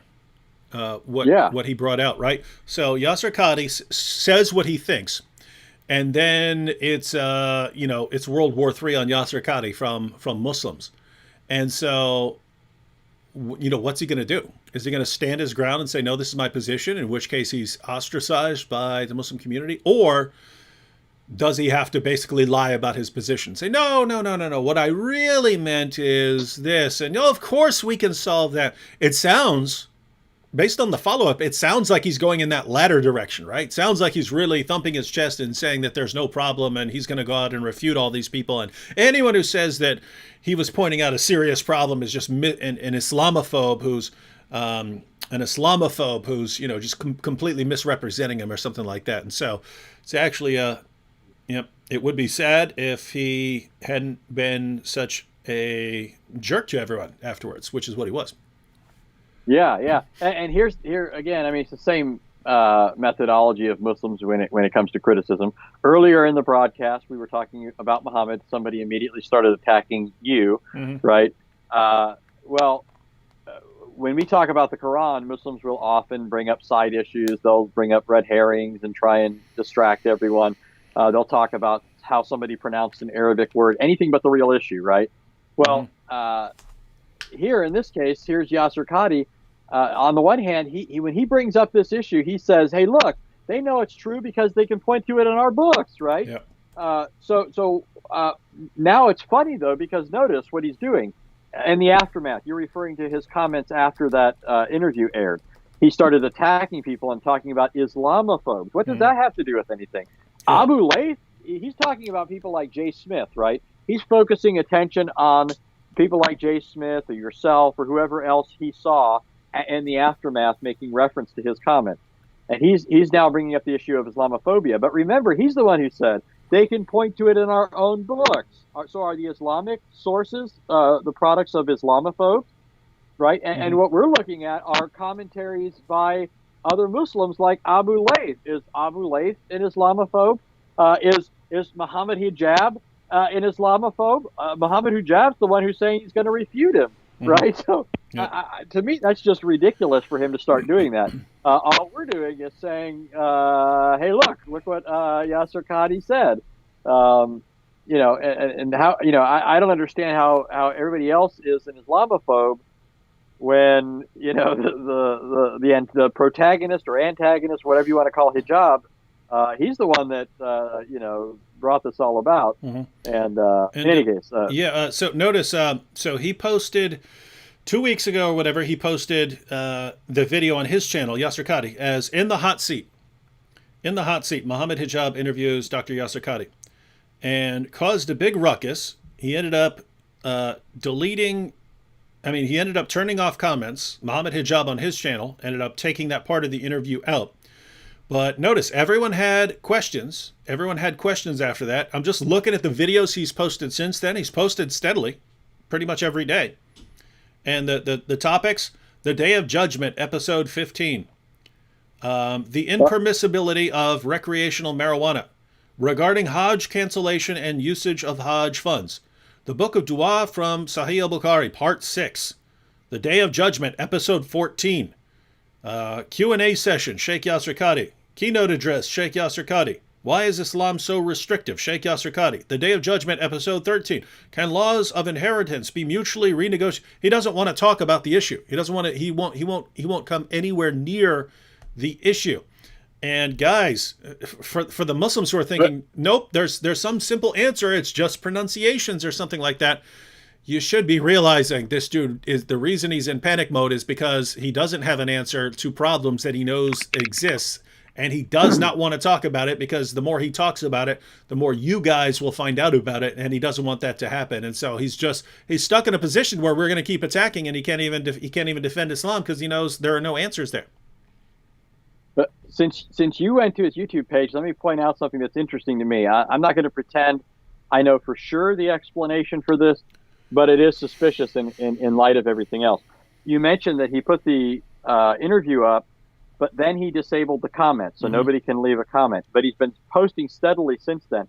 Well, it looks to me like he's trying to pad the things that he's posting here, because some of those lectures are actually older lectures. He dipped back into his earlier things that are on YouTube. The keynote address thing there and the Q&A session that he posted a week ago, those, for example, are old lectures. Those are from years ago. And that to me is suspicious. Why did he suddenly put those up there? It's almost as if he wants to push the interview down the page so that people won't notice it. Yeah, he doesn't want to remove it. He doesn't want to remove it because it's pointless to remove it, right? People downloaded it, so people have it. Other people have posted it, so he doesn't want to do that. Plus, you'd have even more of the Streisand effect. It'd be even more embarrassing. So he wants to leave it, but it looks like he's trying to bury it under other content. So he's trying to bury it there. All right, let's watch a little more here and see what happens. Let me tell you something. You know what? My uncle, legend, may Allah bless his soul and have mercy on his soul and grant him an elevated maqam in Jannatul Firdaus. You know, once we were in Karachi, when we were chatting and we were talking about someone, my uncle was telling me about this person and he was kind of criticizing him. And I said to my uncle, I said, Mamu, I said to him that because the person that we were speaking about was poor, poverty stricken. And I said, look, gharib hona koi ghalti thodi na hoti hai. And my uncle said to me, he said, हाँ यार, he said, ये तो है. He said, गरीब होना गलती नहीं है. You know, I said, look, the person being poor isn't you can't fault him for that. And he said, हाँ यार, he said, that's true. You know, गलती होना, गरीब होना गलती नहीं है. He goes, मगर फुद्दू होना बहुत बड़ी गलती है. You know, this is the problem, you see. Like you see, being an idiot, this is your fault. You know, so when you decide to come on live and make these kind of dumb statements and then not even qualify them, not even, you know, when the person's asking just to kind of dramatize the whole thing, would you be able to write a Quran that looks like the Quran today? Oof, that's a very complex question. Oof, yaar, bada complicated. Yaar, this one, hada su'alun. Oof. Why would when he acts like Qadhi, he comes up with like an accent that doesn't. He sounds like he's doing like a heavy, Indian accent. But Qadhi doesn't. Qadhi doesn't have that accent. But notice what he said there. It's Then we should go ahead and finish up the clip here in a second. But he's making an important point. He says, you know, someone's poor and he can't help being poor. You know, you don't blame him for that. But he's comparing that with Yasir Qadhi, saying, what are you talking about? That's your fault. It's your fault for everything you did. If you say a bunch of stupid things and handle the situation really stupidly, I can fault you for that. And so, that's pretty cool. All right. Let's check this out. I think there's something else cool coming up here. What is it? سوف نلقي عليك قولا ثقيلا. Yeah, what on earth is this guy on about? Just look, say what you have to say, and then just give some clarity. Say that, look, of course, the Quran is going to be the same Quran, yeah? What other Quran am I going to write? Oh, this is complicated, this one. And then people are obviously having a field day. Ex-Muslims are having a field day. Yep. Jay Smith is going on about it. He's made a whole video. That's true. All these Islamophobes are loving it. Yeah, we are. So this was the story of our beloved Qadhi Saab, who is right now heartbroken.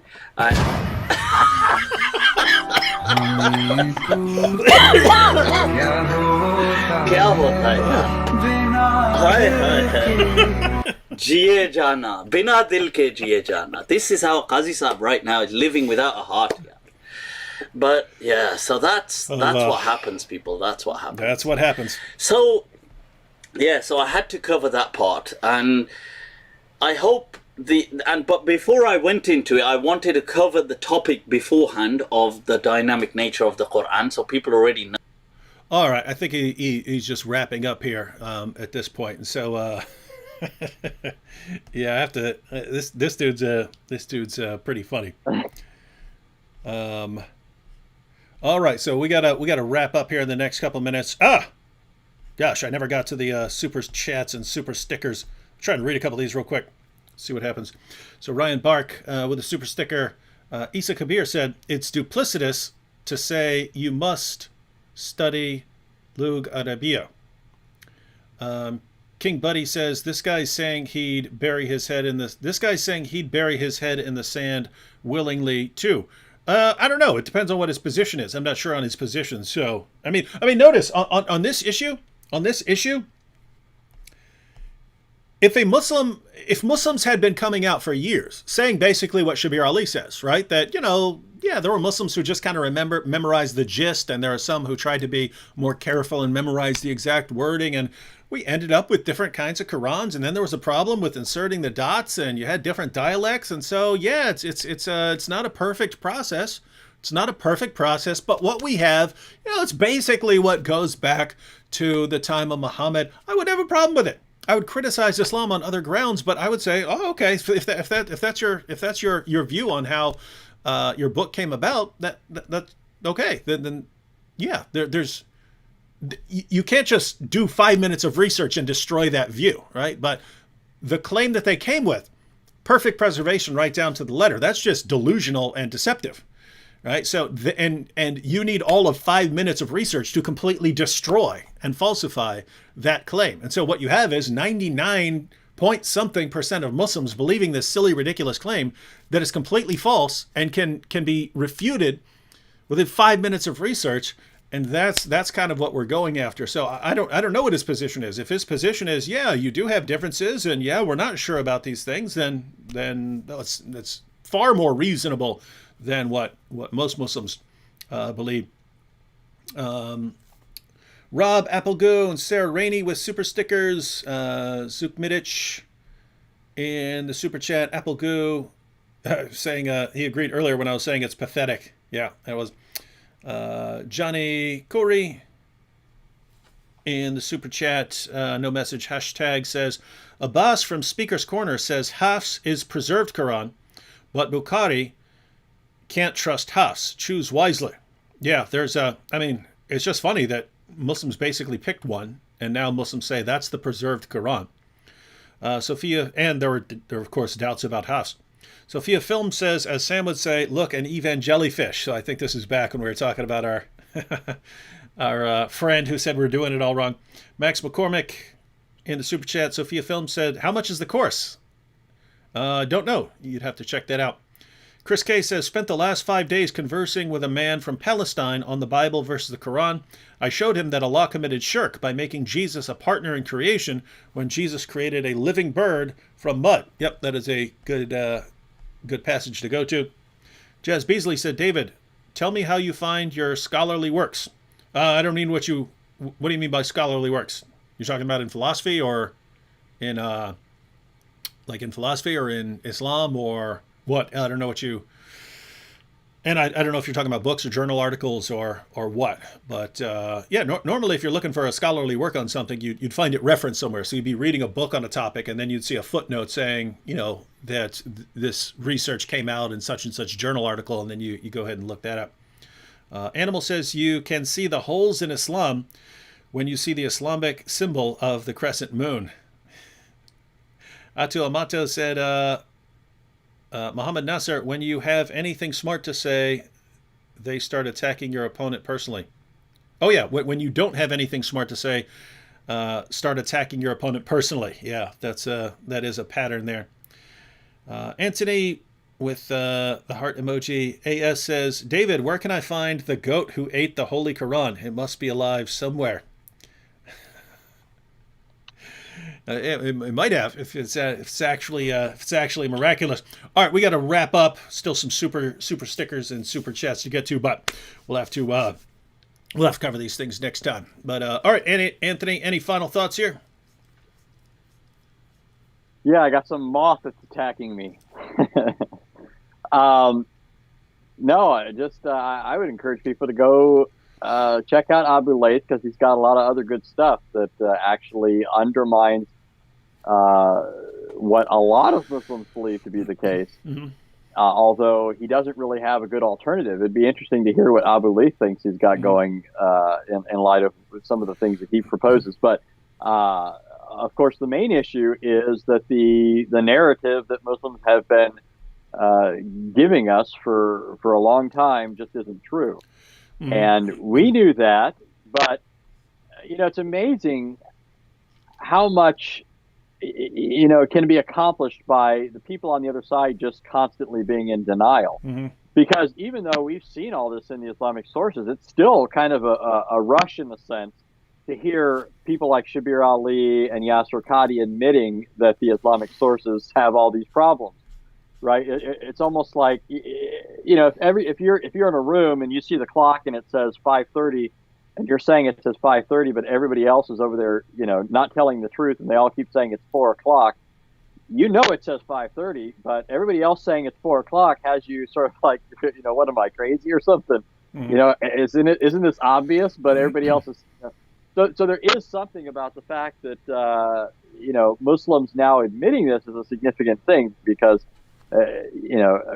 I'm not suggesting that any of us were over here thinking, what, are we crazy? Because we can all see it in the Islamic sources. Mm-hmm. And it wasn't, but it did lead us to at least think what's wrong with the intelligence of Muslims, or at least the integrity of Muslims, because it's right there, so why won't they just own up to it? And in the case of a lot of Muslims, it's just because they didn't know about it. Yeah. Right. In the case of certain scholars, we still have to wonder, gosh, what's going on here?